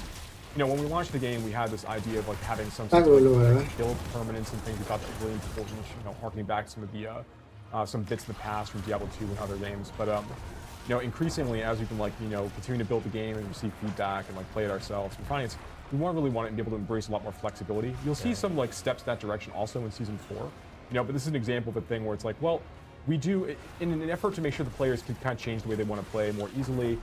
This is a feature we'd like to support. We want to do it the right way. So that's these are things we'll continue to be discussing. Yeah, and this is on top of some of the other feedback that we've seen from players going hey, social features and things like that. I know it's a priority within the team working on things and stuff, and we'll have more info to share here soon on those aspects. I'll end on this. This one's a good one for Jackson. Sure.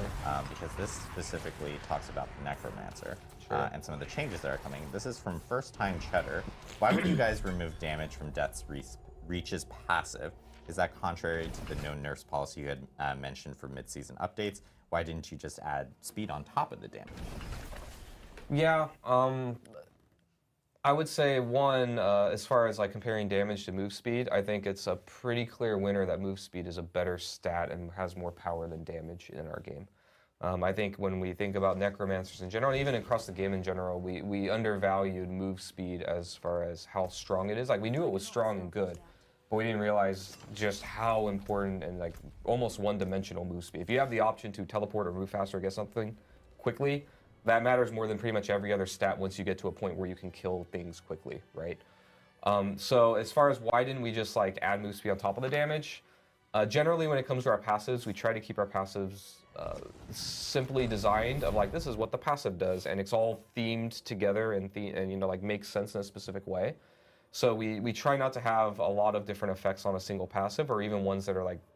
very disparate that don't really make sense to be together. And I think moving quickly and having damage to distant enemies doesn't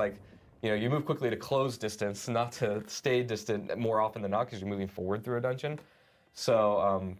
yeah, that was just a call that we made. It's something we can very easily add damage back to the Necromancer in a more general way too, which we do. Different ways, but yes. Yeah, we add damage in a bunch of different places. Damage is very easy to add, whereas move speed not so much. So we thought that the passive slot was a really good way because we really wanted just a generic passive. The Barbarian, I believe, also has one now that just gives you more move speed, so you can just go through the game better. Yeah. So we felt like it was just a better choice for the class, and I don't think that too many people are going to miss damage to distant as much because it's way more niche than something that's just generically strong on move speed. And if Necromancers need damage, we have a million places we can add them back. I'm not too worried about that. Awesome. And you had mentioned like even like necromancers are getting because a lot of these mid-season updates themselves are related to minions, and a lot more changes are even coming in season 4. You had mentioned beforehand as well. So Yeah, I think it's important to maybe address the other part though. Like, did we see this as kind of pulling back on our promise to not nerf things? You know, so I think this is why we kind of resist the urge generally in mid-season patches to redesign things completely, because then it's kind of a crapshoot. Like, is it a buff? Is it a nerf? If it's a redesign and it could be seen poorly. We just feel like in this case, move speed is such a clear win that we were willing to do that. But we're open to the feedback, and you know, if this is too risky to the players and they don't like that, then we're willing to bend on that. I think that's okay. We just felt like this was kind of an open and shut case. Cool. Well, thank you guys very much for the insight and the info on the mid-season update, and of course Gauntlet. Again, thank you again to Macro Bioboy and Anna K. Clyde for joining us, and our 3 devs, John, Steven, and Liam for jumping in and playing through. Again, Gauntlet is coming out with 1.3.3, which is our mid-season update. That will be hitting next Tuesday on March 5th, so players will be able to actually jump in, check out Gauntlet. We're really looking forward to seeing the feedback for the first couple weeks, and you know, letting us know like, hey, แต่ถ้าไม่อ่านตอนเช้าไม่ครับ we can end up doing. We'll be monitoring that from that end. Another เย็น thing พรุ่ง we'll be นี้ monitoring is คือแพทช์มันจะเข้าเที่ยงบ่ายๆพรุ่งนี้ earlier about how people want to see specific updates happen with classes and like and that you guys may have. So like by all means have those conversations on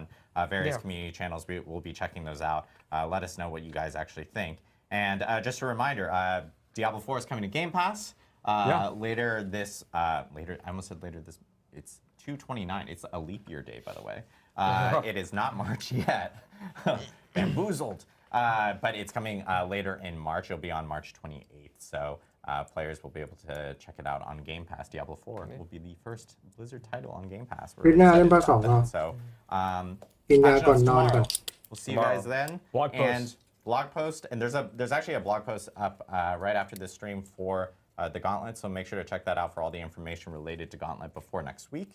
And of course, we will be back in a couple weeks to talk about that beefy Campfire chat related to PTR and Season 4. So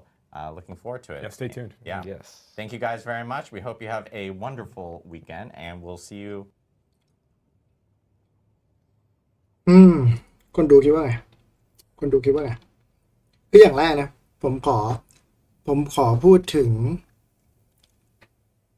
สาระสรุปที่ผมคิดว่ามันเกิดขึ้นจากสตรีมนี้กันเกี่ยวกับซีซั่น3เริ่มต้นมา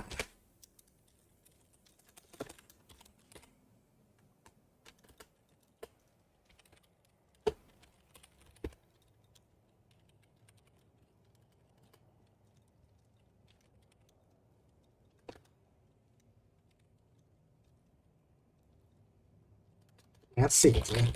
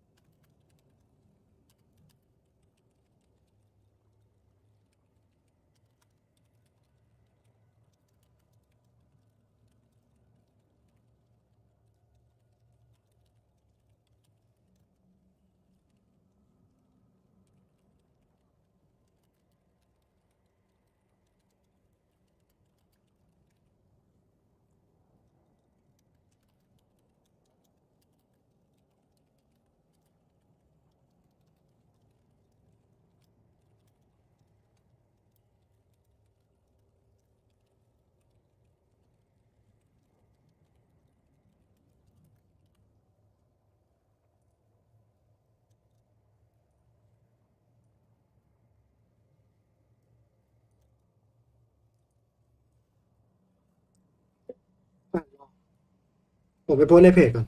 เดี๋ยวจะหาว่าไม่ทำงานทำการ สวัสดีทุกคนด้วยนะครับ ที่ยังไม่หลับนะครับ นี่คือสรุปคลิปเมื่อกี้ ทั้งหมดไลฟ์สตรีมเมื่อกี้ทั้งหมดสรุปให้ เดี๋ยวจะไปโพสต์ในเพจ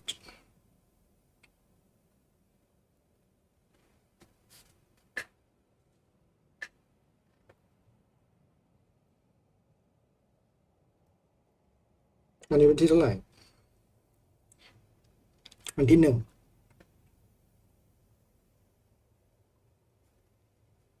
ใครคิดเห็นยังไงเกี่ยวกับ PTR ไม่ใช่เกี่ยวกับแคมป์ไฟที่เพิ่งผ่านไปแลกเปลี่ยนความคิดเห็นกัน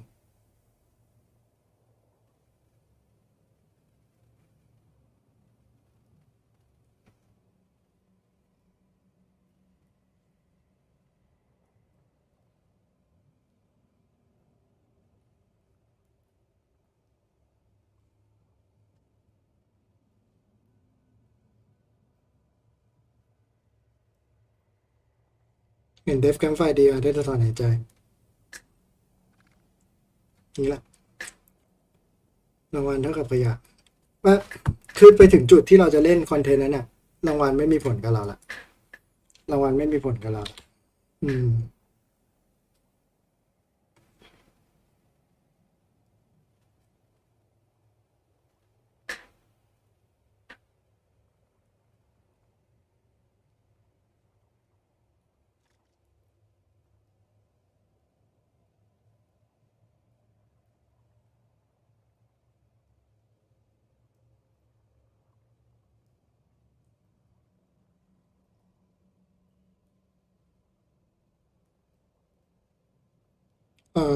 เนโค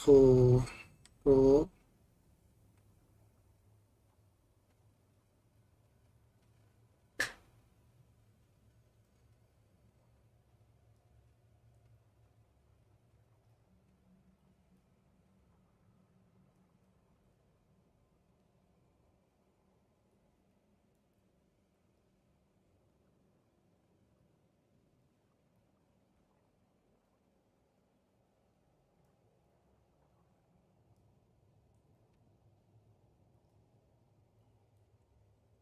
เอ่อโลกแล้วอะไรต่อซอร์เซเลอร์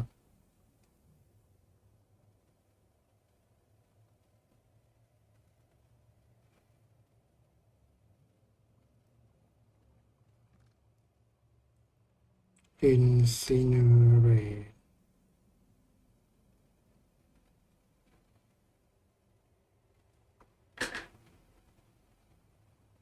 ขอครึ่งวันเบื่อถึงรอบละ8 นาที3 รอบผมก็เบื่อแล้วครึ่งชั่วโมงแค่นั้นแหละครึ่งวันเลย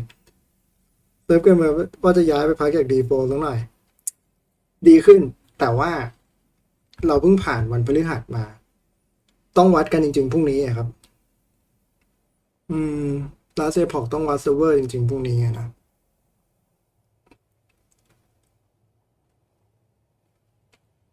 อืมดูอิดบัฟอะไรนะบัฟสัตว์นิดหน่อยบัฟสกิลเริ่มต้น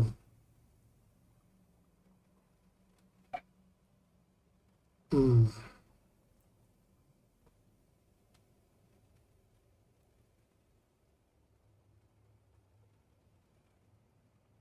พลังใหม่จากซีซั่น26พลัง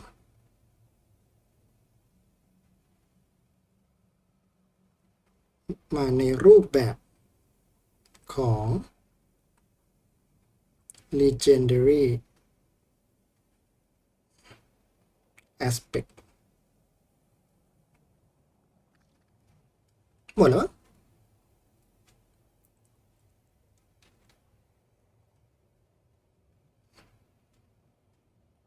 ซีซั่น4มีเทสเซิร์ฟเวอร์ให้เข้า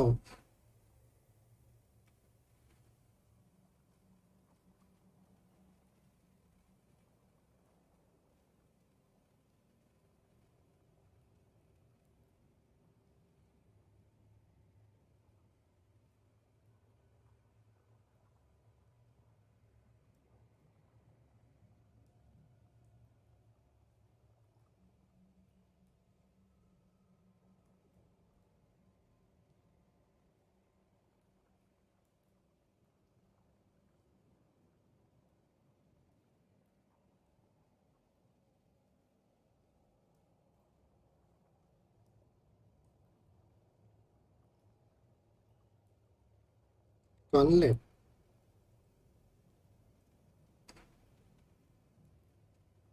สัปดาห์หน้า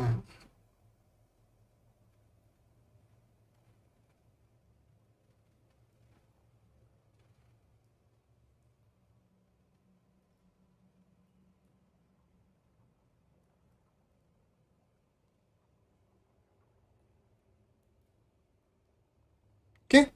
เรียบร้อย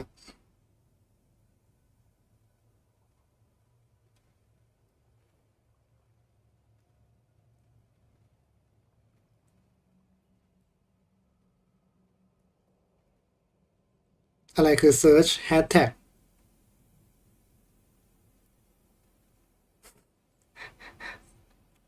search hashtag จะพิมพ์คำว่า Diablo คำที่แนะนำคำแรกคือ last epoch นะครับเยี่ยมครับ last epoch เซิร์ฟดียังพลังน่าสนใจแต่ควรเป็น sub system นะครับมาเปลี่ยน aspect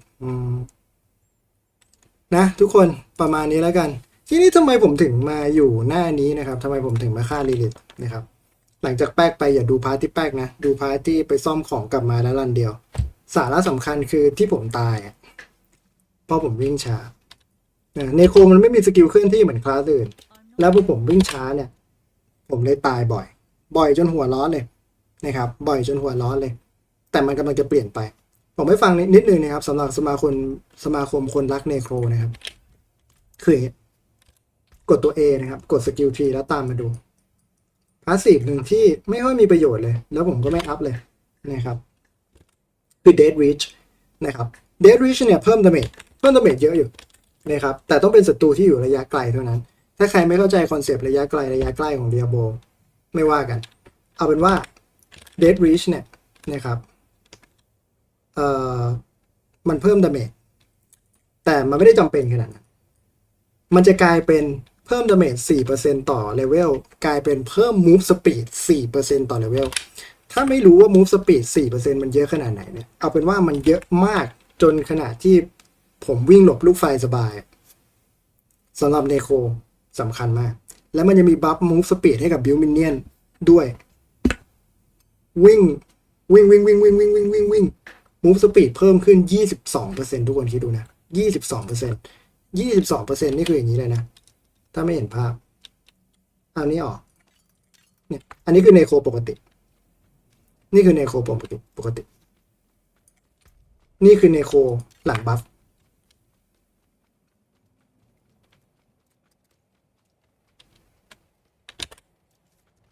แล้วบวกไป22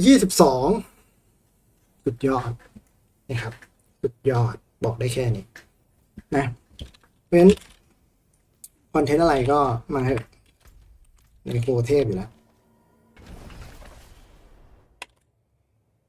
ดูช็อปยังรีเซลดีครับนะยังไงพรุ่งนี้ช่วงเย็นนะครับคลิปอ่านแพทช์ก็จะมาเหมือนเดิมนะยังไงสรุปแพทช์อยู่ที่เพจแวะไปดูได้นะครับสำหรับคนที่รับชมทาง Twitch และ YouTube นะครับลิงก์ไปเพจผมน่าจะเจออยู่แล้วในช็อปมีของใหม่ขายก็แพทช์เปิดไม่อัพมีของใหม่ขายก็ Laid before you is the bounty of history. Interesting choice.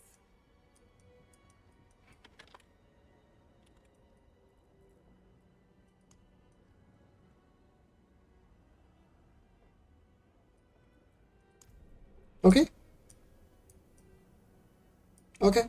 ไม้กระดูกหนูโอเค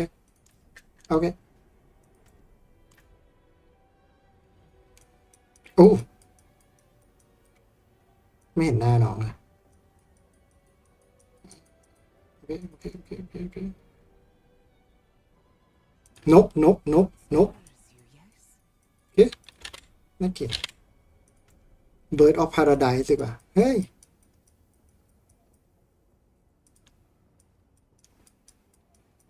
โฟกัสไม่ธรรมดาไหนนกของเนโคไหนนกของเนโคช็อปนายก็รู้ว่าเราซื้อแต่ของแอมพิลิกมาหมดไหมมาไม่หมดแต่มาแต่อันดีๆคือดีเลยอะอะไรเนี่ย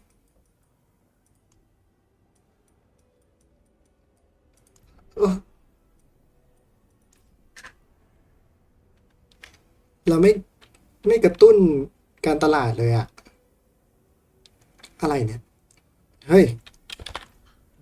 เฮ้ย Thank you. ขอดูตัวผู้หญิงได้ไหมอ๋อไม่มีโลกผู้หญิงเยี่ยมเลยให้ผมชอบอ่ะผมชอบหน้ากากโลกเมื่อกี้อ่ะม้าใหม่เคจิสถานเมอร์แชนนี่คือฮะอ๋อThanks. แตงสเติงอะไรแล้วอยู่ไหนเนี่ยไม่มีคนออนไลน์ด้วยเว้ยธรรมดาดูให้หน่อยสิเราต้องใส่อันไหนเราต้องใส่อันไหนอ่ะปิดไปแล้วดิแผลยังไม่เข้าเราพรุ่งนี้ อันที่ต้องใส่อันที่เสริมดาเมจอันที่เสริมดาเมจอันที่เสริมดาเมจเราพรุ่งนี้เราพรุ่งนี้เราพรุ่งนี้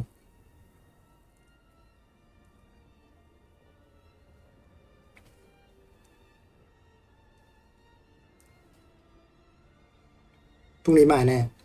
เชื่อผมมาหมดเลย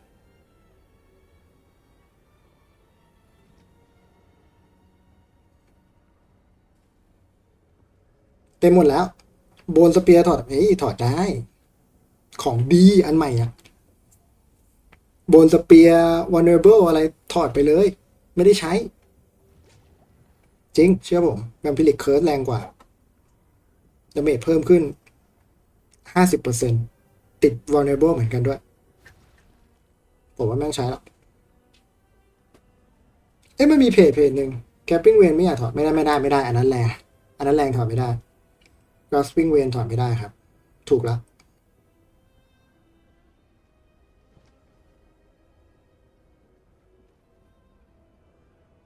ถอดอันอื่นไม่มีอันอื่นแล้วเหรอ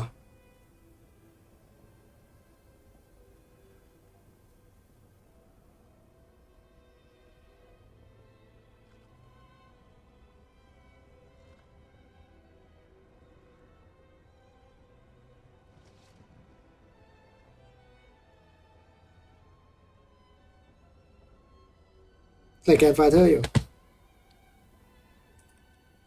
ใส่ทำไมแกนไฟเตอร์เบา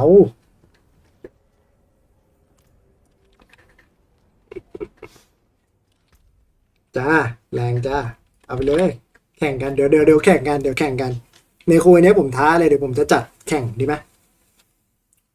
ฮะดีไหมผมจะจัดแข่งเดี๋ยวไปโพสต์ในกลุ่ม Diablo 4เลยหาในโคแมนเซอร์อันดับ1ของประเทศไทยเป็นรอบเลยถ่ายทอดสดแม่งทีละคนเลยเดี๋ยวนะ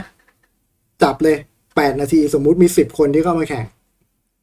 เข้ามาใน Discord ผมเปิดสตรีมคนทั้ง Channel ดูแข่งกันใครได้แต้มเยอะสุดถ้ามั่นใจนะมาเลยแกนฟาเธอร์มาเลยคนอื่นก็ใส่กันหมดแล้วจะได้รู้เอาปะล่ะผมพูดจริงด้วยไม่มีคอนเทนต์เดี๋ยวทำเองก็ได้คอนเทนต์นะผมพูดจริงด้วยแจกไปเลยชุดหนึ่งเอาสวยๆปะโถเรื่องแค่นี้เรื่องเล็กๆในคอมเมนเตอร์เท่านั้นนะคาร์ดอื่นไม่จัดนะครับเพราะผมเล่นเนโคผมก็จัดเนโคมาเทีย70เองมันไม่มีข้ออ้างเทียเท่าไหร่ก็มาเหอะนะครับเล่นโบนสเปียร์คำถามคือชนะโบนสเปียร์คนอื่นให้ได้ก็พอเพราะทุกคนแม่งก็เล่นโบนสเปียร์หมดเลยโอเคนะไม่ต้องห่วงเนโคเดี๋ยวเราเจอกันเล่นลาเซพอกดีกว่าเบื่อ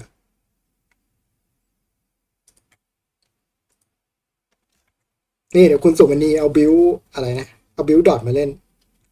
เอาบิวดอทมาสู้มีรางวัลแบบที่1กับรางวัลความคิดสร้างสรรค์อย่างเงี้ยแต่ไบร์บัฟด้วยนะไม่ธรรมดาคนนอนกันหมดแล้วใครรอดูเดียโบนะนอนได้เลยนะครับเพราะว่ามันจบแล้วอนาคินมันจบแล้ว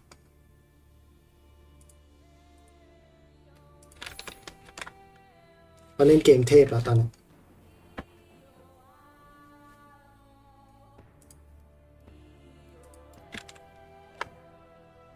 รางวัลเป็นชุดแฟร์ไหมดูงบก่อนริวดอทน้ำตาไหลตู้ดิมันต้องสู้ดิมันอาจจะเคลียร์สะอาดกว่าบนสเปียร์ก็ได้ ใครจะไปรู้ใช่ไหมเราจะมาตามหาในโคเมนเซอร์อันดับ 1ของประเทศไทยต้องมีขั้นต่ำด้วยนะขั้นต่ำต้องได้200,000 แต้มสมมุติซื้อไม่ชีไปร่วมงานอ๋อมีรางวัลแฟชั่นด้วยใช่ไหมรางวัลแฟชั่นให้โหวตนะคือเดียโบแม่งต้องขอบคุณผมนะที่ผมคิดคอนเทนต์ให้นะครับในซีซั่น3นี่เหงาเลยนะไม่มีอะไรแล้วเนี่ยได้ของขายไม่ได้เลยเว้ยเป็นไปได้ไหมไปดูของไอ้สิถ้าตีบอสใส่ไหนไวสุดก็น่าจะโบนแหละเหมือนมันสแปมอ่ะน่าจะโบนสเปียร์แหละแต่ไม่แน่นะคุณสุวรรณีเขาบอกว่าไบรท์เขาฮิตละล้านนะฮิตละหลายล้านนะฮิตแรกๆก็เป็นล้านว่าไบรท์เฉพาะคนเบียร์เคมาจบละเฮ้ยเราต้องสู้สิครับ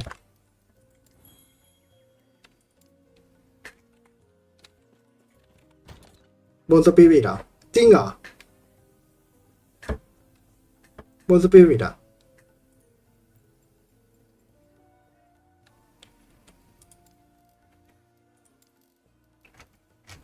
ขายไอดอลขายดีมากๆเวลิกอ๋อใช่มีคนซื้ออยู่เรลิกเซนติเนลผมเคยเห็นคนซื้อเรลิกเซนติเนลอยู่ไม่แน่ใจเหมือนกันว่าใครแบบนี้แหละว่าแล้วก็ไปดูขวานกัน You're looking for a bigger axe, right?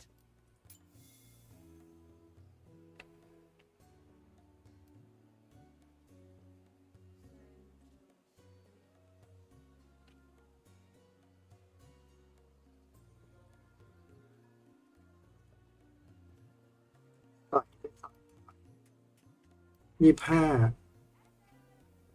คือให้0ก็เอา10,000ถือว่าอัพแต้มแล้วกันเนาะ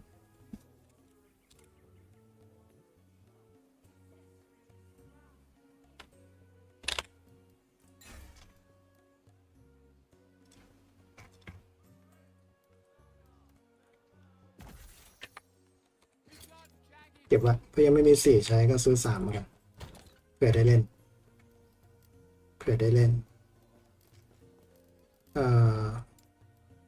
category 6ตั้งชื่อว่า category legacy สมบัติ legacy สีต้องเป็นสีที่แบบแนวหน่อยใช้ได้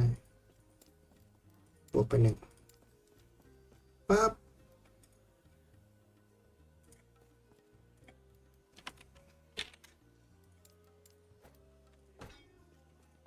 สวยงาม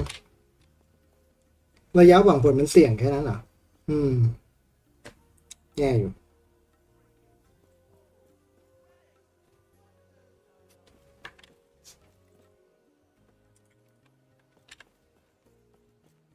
Every problem looks like a tree when you have an axe.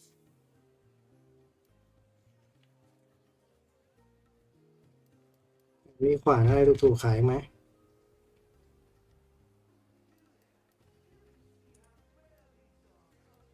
4ไปเลยดีกว่าเงี้ย3มันถูกเกินมา400,000เดียวซื้อเมื่อกี้มาทำไมซื้อ3มาทำไมเนี่ย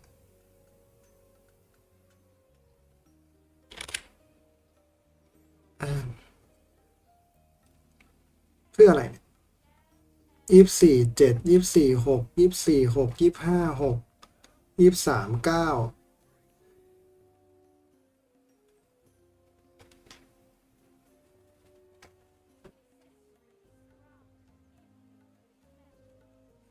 ทำไมราคาได้มันไม่มีคนใช้คุณสุมณีโชคดีครับคุณอันคาเฟ่ว่าไงนะ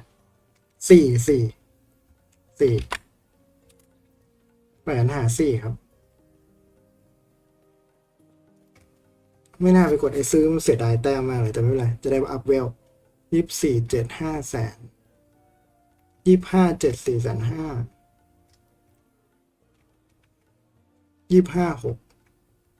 สำคัญกว่าเลขล่างสำคัญกว่า24 7จบละ100,000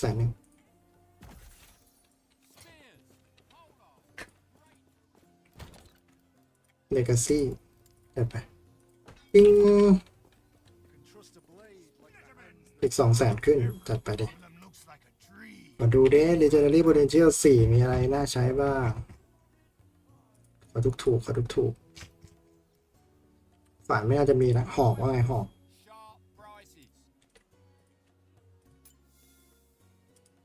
ไม่มีเลยเหรอไม่มีหอก Legendary Potential 4เป็นไปได้ไงเกมถูก5 ล้านเองเหรอเอาเลยไหมล่ะ5 ล้านอ่ะยังก่อนดีกว่าไม่มีตังค์เมส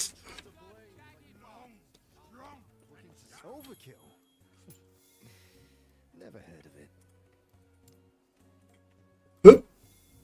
สัก10,000เดียว10,000อะนะชิลออนฮิตเมเลดาเมจ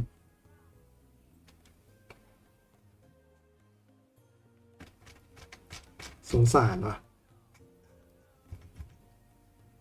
71 53 23 60ชิลออนฮิตนี่มันจำเป็นขนาดนั้นเลยเหรอเอาเมเลดาเมจแรงๆก็พอแล้วมั้ง71 53เนี่ยแหละดูดู23 60เปรกข้างบนโลตันเท่ากันด้วย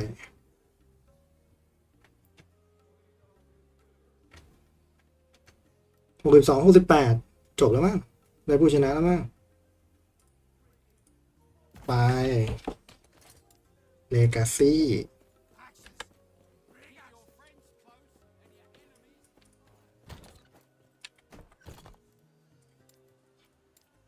เนี่ยเปลี่ยนตัวนี้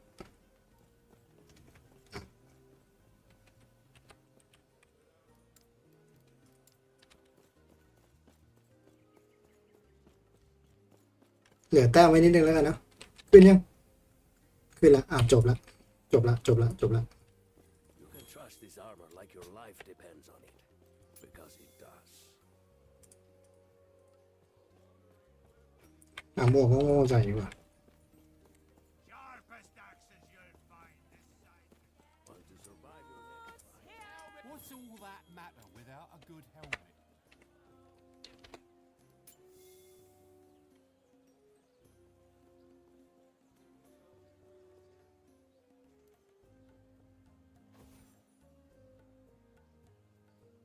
ดูดเลือดไม่ได้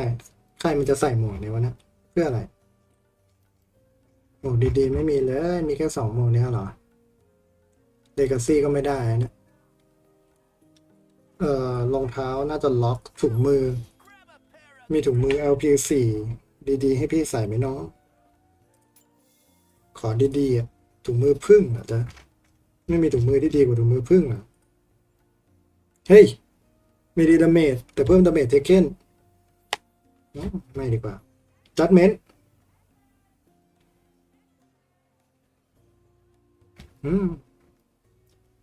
ไฟบอล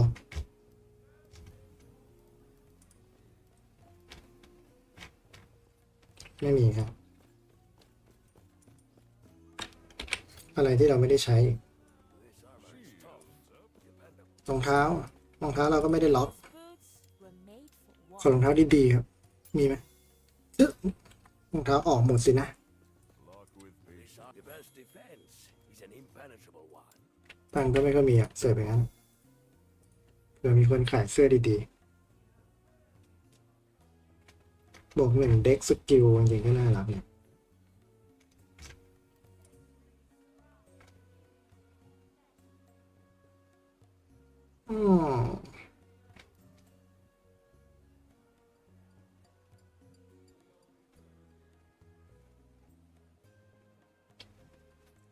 เสื้อนี้ก็ได้โง่ๆเลยนะเสียดายสร้อยเรลิก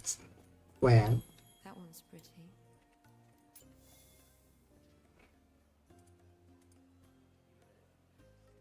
1,500,000 5,700,000แหวนคริส 7 ล้านลบคริสมัลติเนี่ยนะ ใส่ทำไมวะเข็มขัด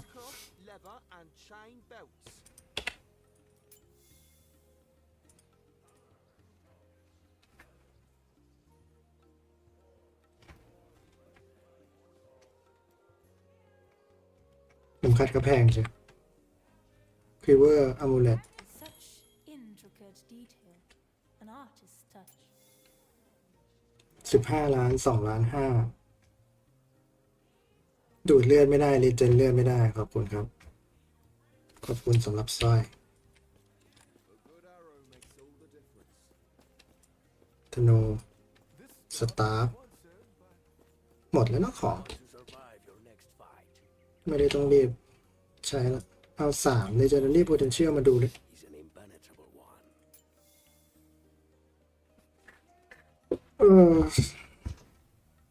โอ้ Throwing 100,000 เดียวเองเหรอ แต่3มันเนาะ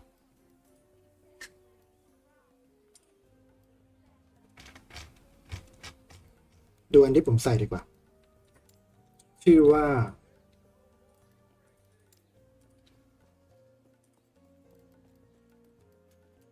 ไททันฮาร์ดน่าจะโคตรแพง ไม่มีเลยด้วยซ้ำเยี่ยมแปลกจัง เลเวลสูง ไม่มี เลเวลต่ำโคตรถูกอะไรวะเนี่ย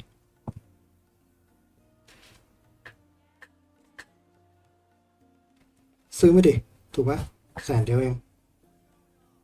Resistance ไม่สำคัญ ดูโลเกาะกับโลเลือด เกาะ 91เอาไททันฮาร์ดมาดูก่อนดีว่ามันโลเท่าไหร่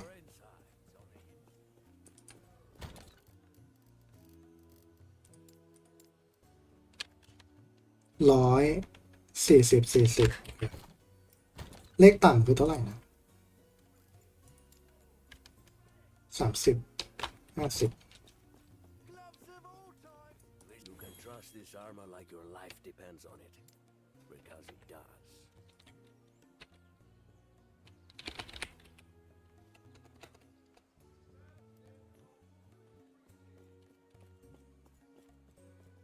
กดมอดอยู่เหรอ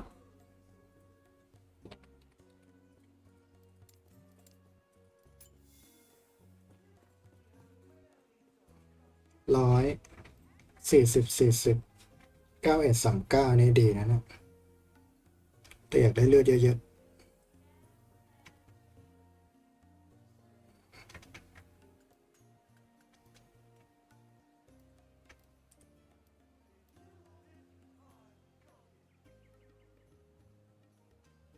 3938นี่ก็แพงจัง2 ล้าน9139 100,000จบไปว่าแล้วก็ซื้อเสื้อวอลแพดเทียร์7 The best defense is an impenetrable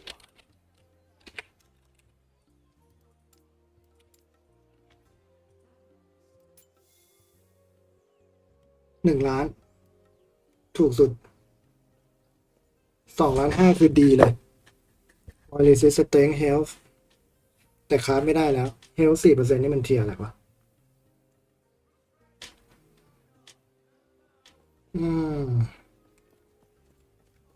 แต่คราฟไม่ได้แล้วเฮ้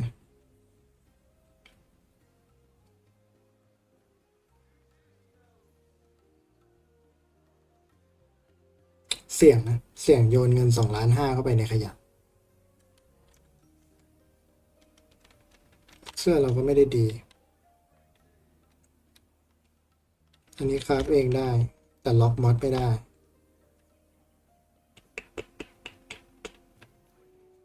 รอดีกว่าไหม2.5 ล้านเลยนะเอาแรกไปสุ่มยังดีกว่าอีกใช่ฟ้าหมังเงินยังไง ของขายครับแต่มันเทียร์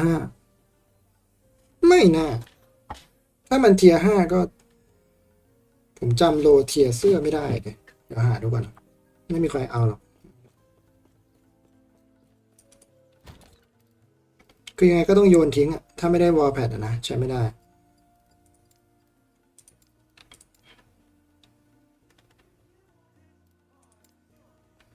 มีเลือดบ้างไหมโอ้ยเทียร์โคตรต่ำเลยเทียร์3ยัง9%เลย You can trust this armor like your แต่ life. ว่าด้วยความที่ไอ้นี่นะผมจะพูดตรงๆแล้วกัน ด้วยความที่เสื้อที่กำลังจะใช้เนี่ยยูนิคเนี่ยมันราคาแค่100,000นะผมก็ไม่สนใจแล้วกัน พูดตรงๆเลยผมก็ไม่สนใจแล้ว เอาอันนี้ก็ได้นะ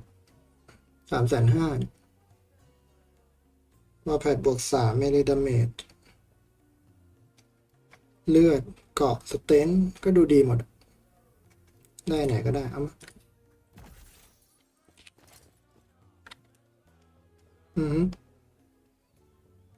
โลเป็นไงบ้างอ่ะ117 120 11เต็ม12เลือด16เต็ม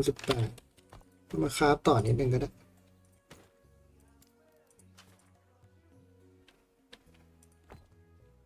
สนใจแค่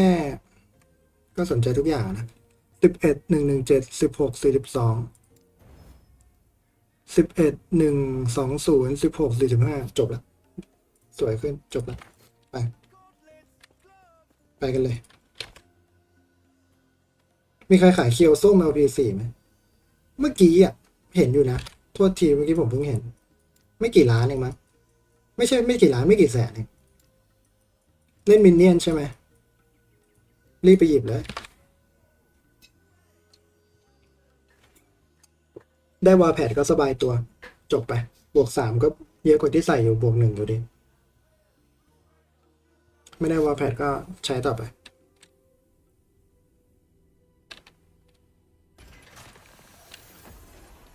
รีควายเท่าไหร่รีควายเวล41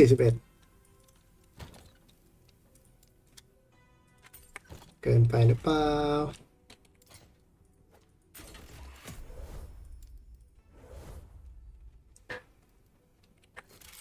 ขออภัยนะอย่าว่าผมนะที่ผมลงเทียร์ต่ำ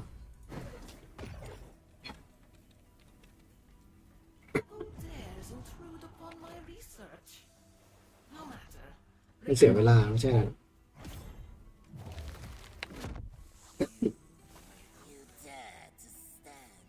Lowly peasant.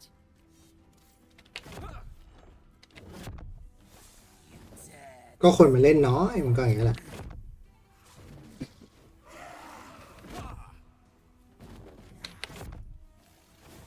ไม่ข้อดีก็คือคุณอันคาเฟ่ก็จะรวยไงครับเพราะว่าของคุณอันคาเฟ่ก็จะขายได้แพงข้อเสียก็คือเวลาซื้อเองมันก็แพงแค่นั้นแหละ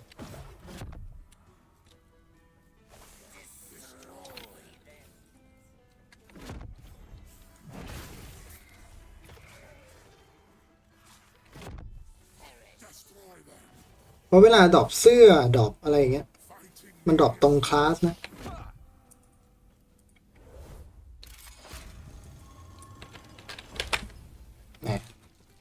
ขายได้หลีกไปสมัยหลีกสรุปจนเหมือนเดิมนะ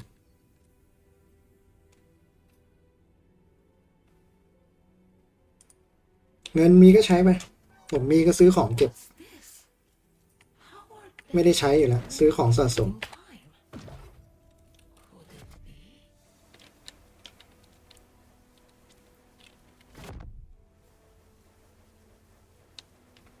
เนี่ยชีวิตคนทำคอนเทนต์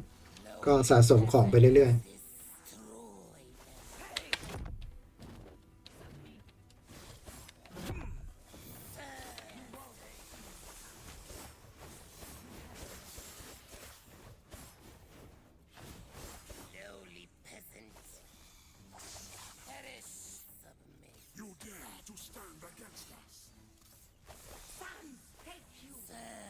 The Epoch. Finally, I will have its power.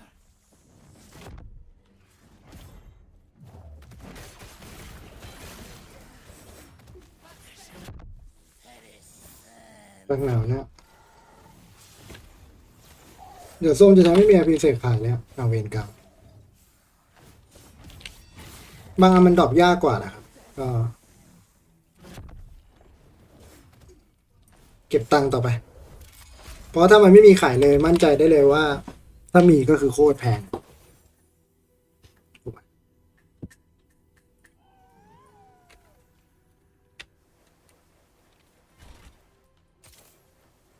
แตกไหมทุกคนว่าแตกไหม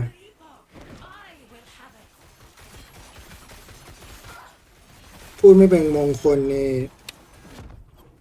เราจบกันนะ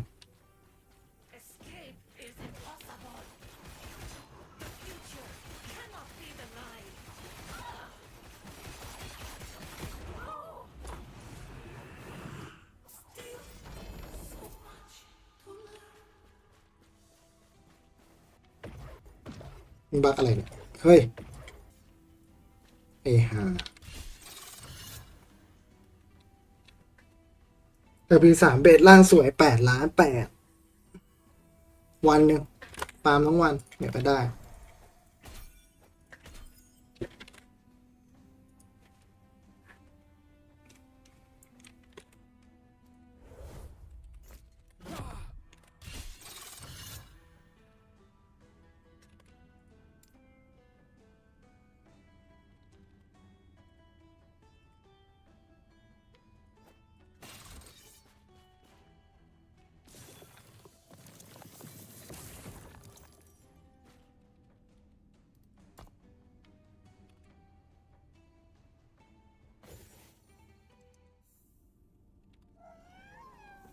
แตก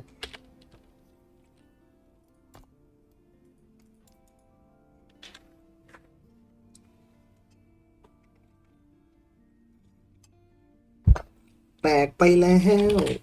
ครับผม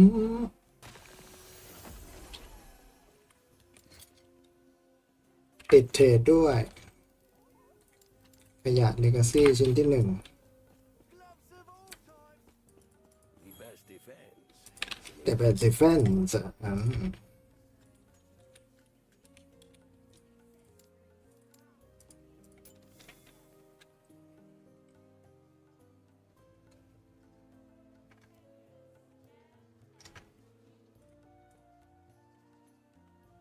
เหรอ นี่มัน2โอ้ยตกใจหมด100,000อ่ะให้พี่ก็เอานะเนาะ39เลื่อนนี่พี่ชอบนะแต่พี่ขอหาดูก่อนแหวนน่าจะถูกอ่ะแหวนว่าจะทำ4ทีเดียวเลยกลับมามีที่ยืนไหมด้วยความที่แรงกิ้งมันไม่ได้แข่งกับใครอยู่แล้วอ่ะเนาะผมไม่คิดว่าเราเทียบกับคลาสอื่นแล้วเวิร์กกว่า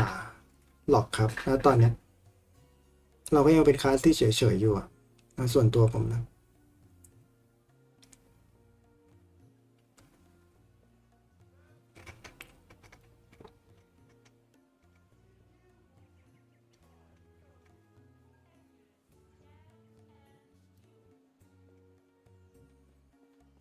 นี่ก็น้อยเชียว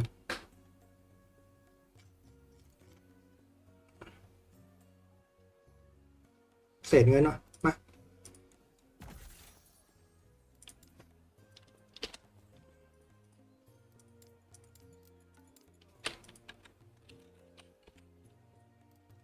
ทำใช้ไปก่อนอย่าไปคิดมาก อย่าไปคิดมากกินมาเลย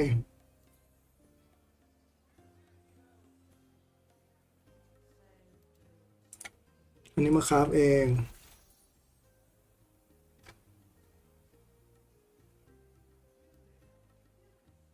อันนี้ได้อยู่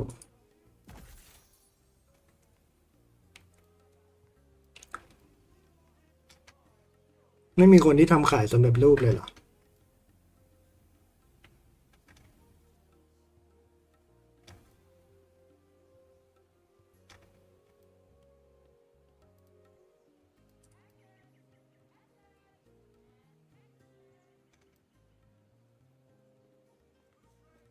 มานาเอามาทำอะไรมานา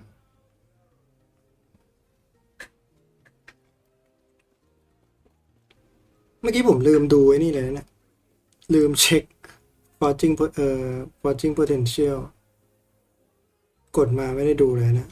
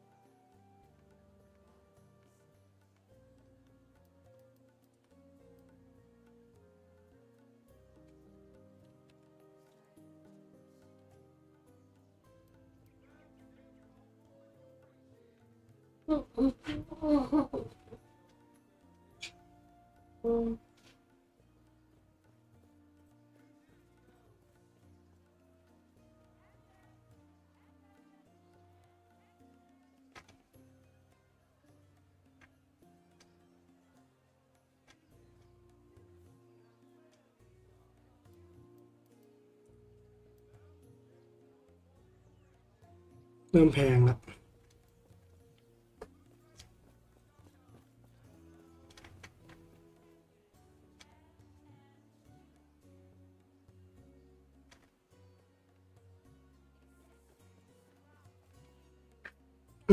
ครับไปพวกนี้ก่อนก็ได้เอ่อเอาเนโคติกหรือซิดออกหน่อยได้ไหมได้ไหมโอ้ฟัก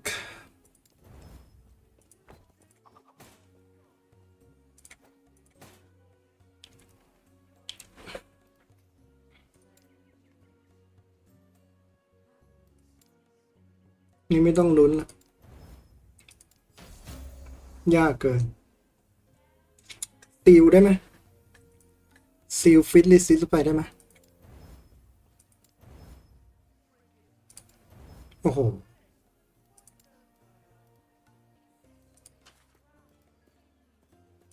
ซิลไป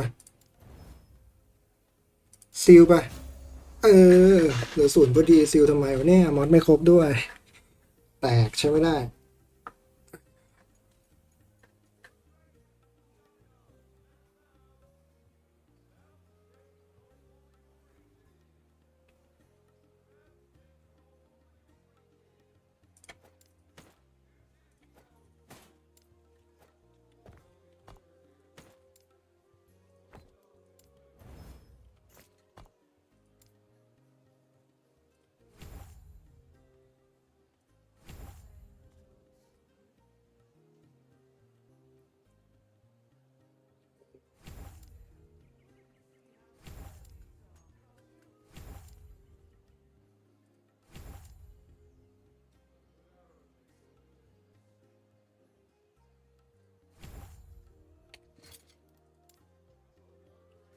The best defense is an impenetrable one.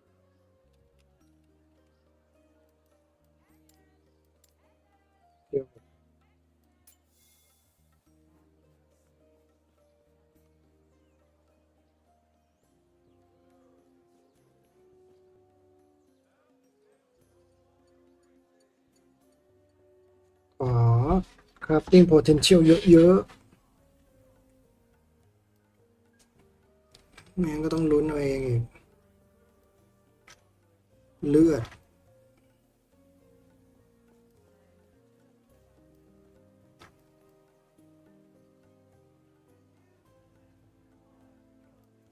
ซีลเอาไหมลองดูนะเอาไปเทียร์4ซะด้วยน่าจะซีลยากพอสมควรซีลเราเหลือน้อยแล้วด้วยเอาแล้วด้วยฮึบจบแล้วลบออกลบออกจริงด้วย You can trust this armor like your life เฮ้ย depends มันจะหมดแล้วนะเว้ย because it does.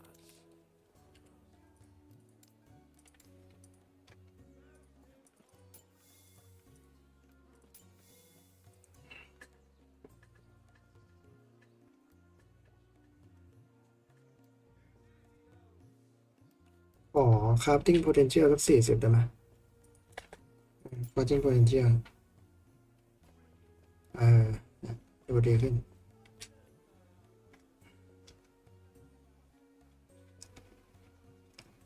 health regen damage reflect ไม่ได้ใช้เลยประเด็นไม่ใช่ไม่ได้ใช้แม่งไม่มีผลเลย regen ไม่ได้ เอาแพงๆมาเลยก็ได้ตอนเนี้ยไม่เหลือตัวเลือกแล้วเพราะแต้มหมดละขอแพงๆเลยแต่ว่าขอที่ใช้ได้จริง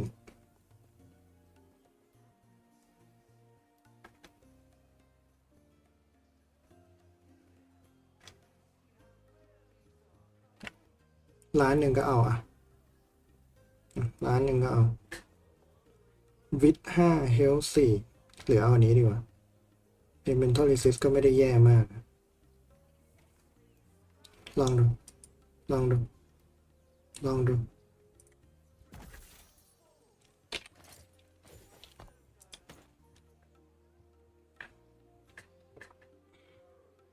เดี๋ยวเราจะลอง seal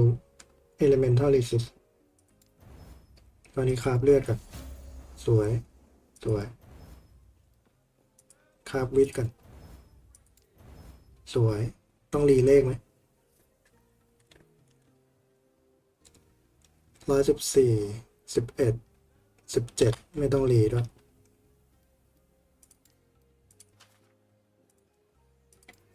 ติดเว้ยติดเว้ย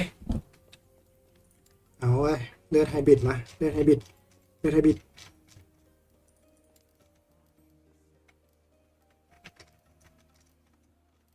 เลือดไฮบริดอยู่ไหนอะอย่าบอกนะว่าไม่มีเลือดไฮบริดอ่ะโอ้ยเลือดไฮบริดมีแต่รองเท้าเหรอไม่ใส่ถุงมือเหรอ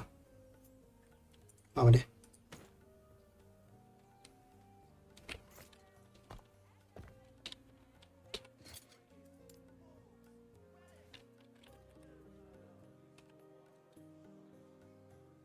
โอ้ถุงมือรองเท้าเข็มขัดจบแล้วจบแล้วใส่อะไรดีอะเกาะแล้วกัน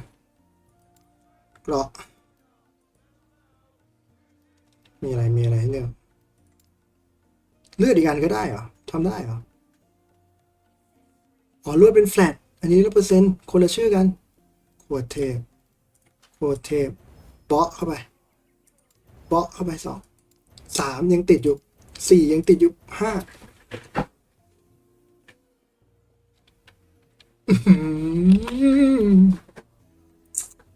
นี่มันเสื้ออะไรวะเนี่ย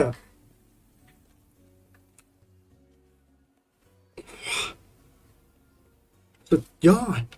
ทุกคนเห็นปะทุกคนเห็นปะเนี่ยอะเสื้อ5 มอสเนี่ยแม่งดีกว่าไททันฮาร์ดแล้วเนี่ยเก็บไว้ก่อนไหมเก็บไว้รอดีกว่าไททันฮาร์ดเอามาผสมกับอันนี้ดีกว่ามาเอาไททันฮาร์ดผสมกับไออันกระจอกเนี่ยแล้วก็ใส่อันดีแผนแม่งฉลาดไปเรือ2,600แล้วสุดยอดบันเทิงจริง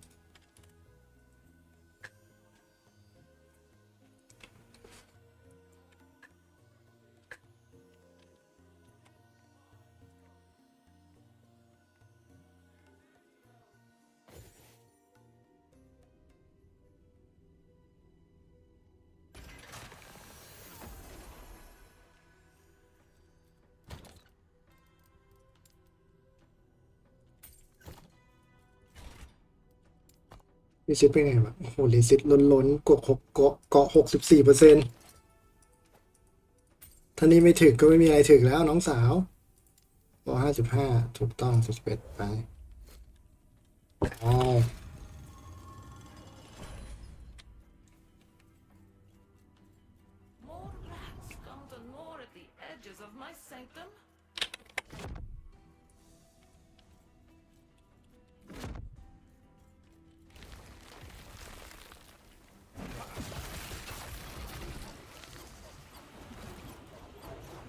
ที่สำคัญคือบวกดาเมจด้วยนะโอ้โห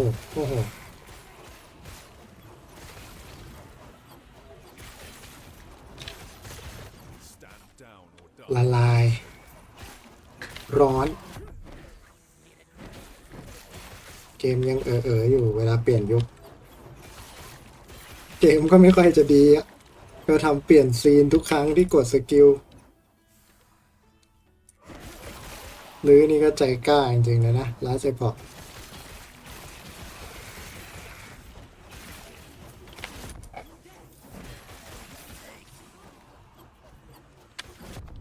ผมมีความรู้สึกว่าผมได้แน่ผมมีความรู้สึกว่าผมได้บวก3แน่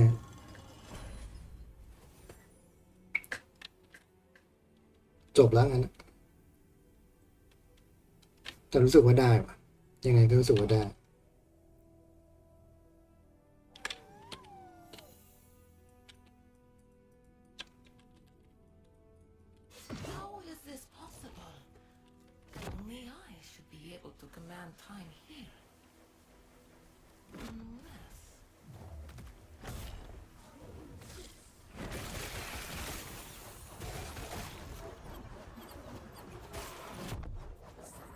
Take you.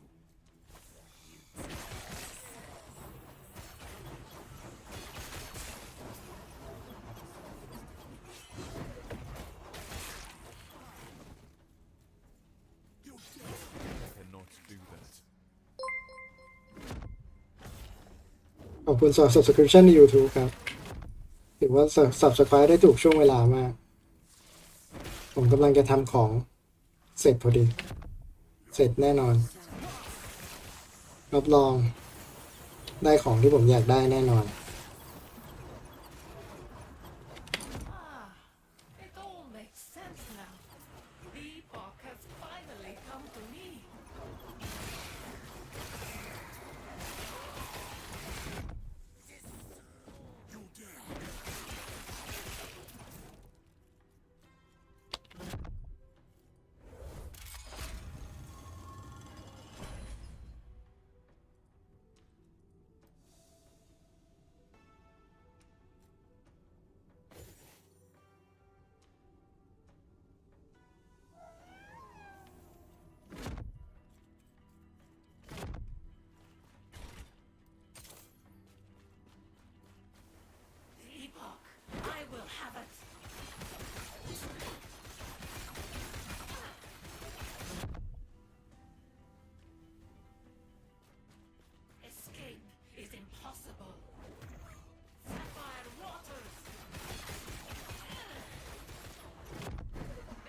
กดผิดเว้ยกดผิดไม่เอาดิ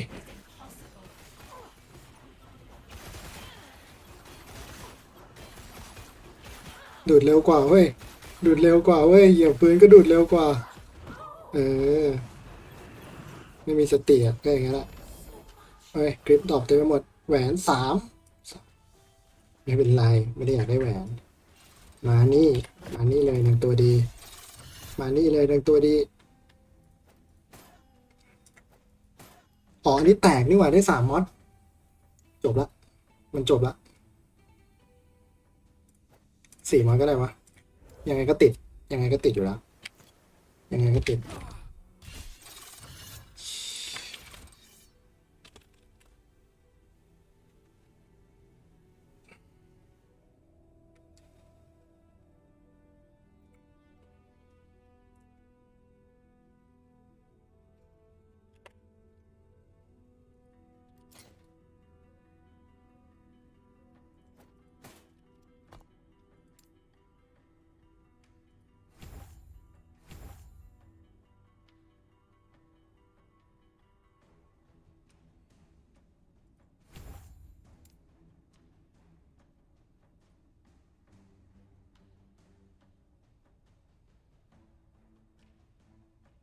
เอาแต้มมาจากไหนแต้มไม่รู้เหมือนกันเลือดลดไปเหลือ 2,200 ผิดพลาดไปหมด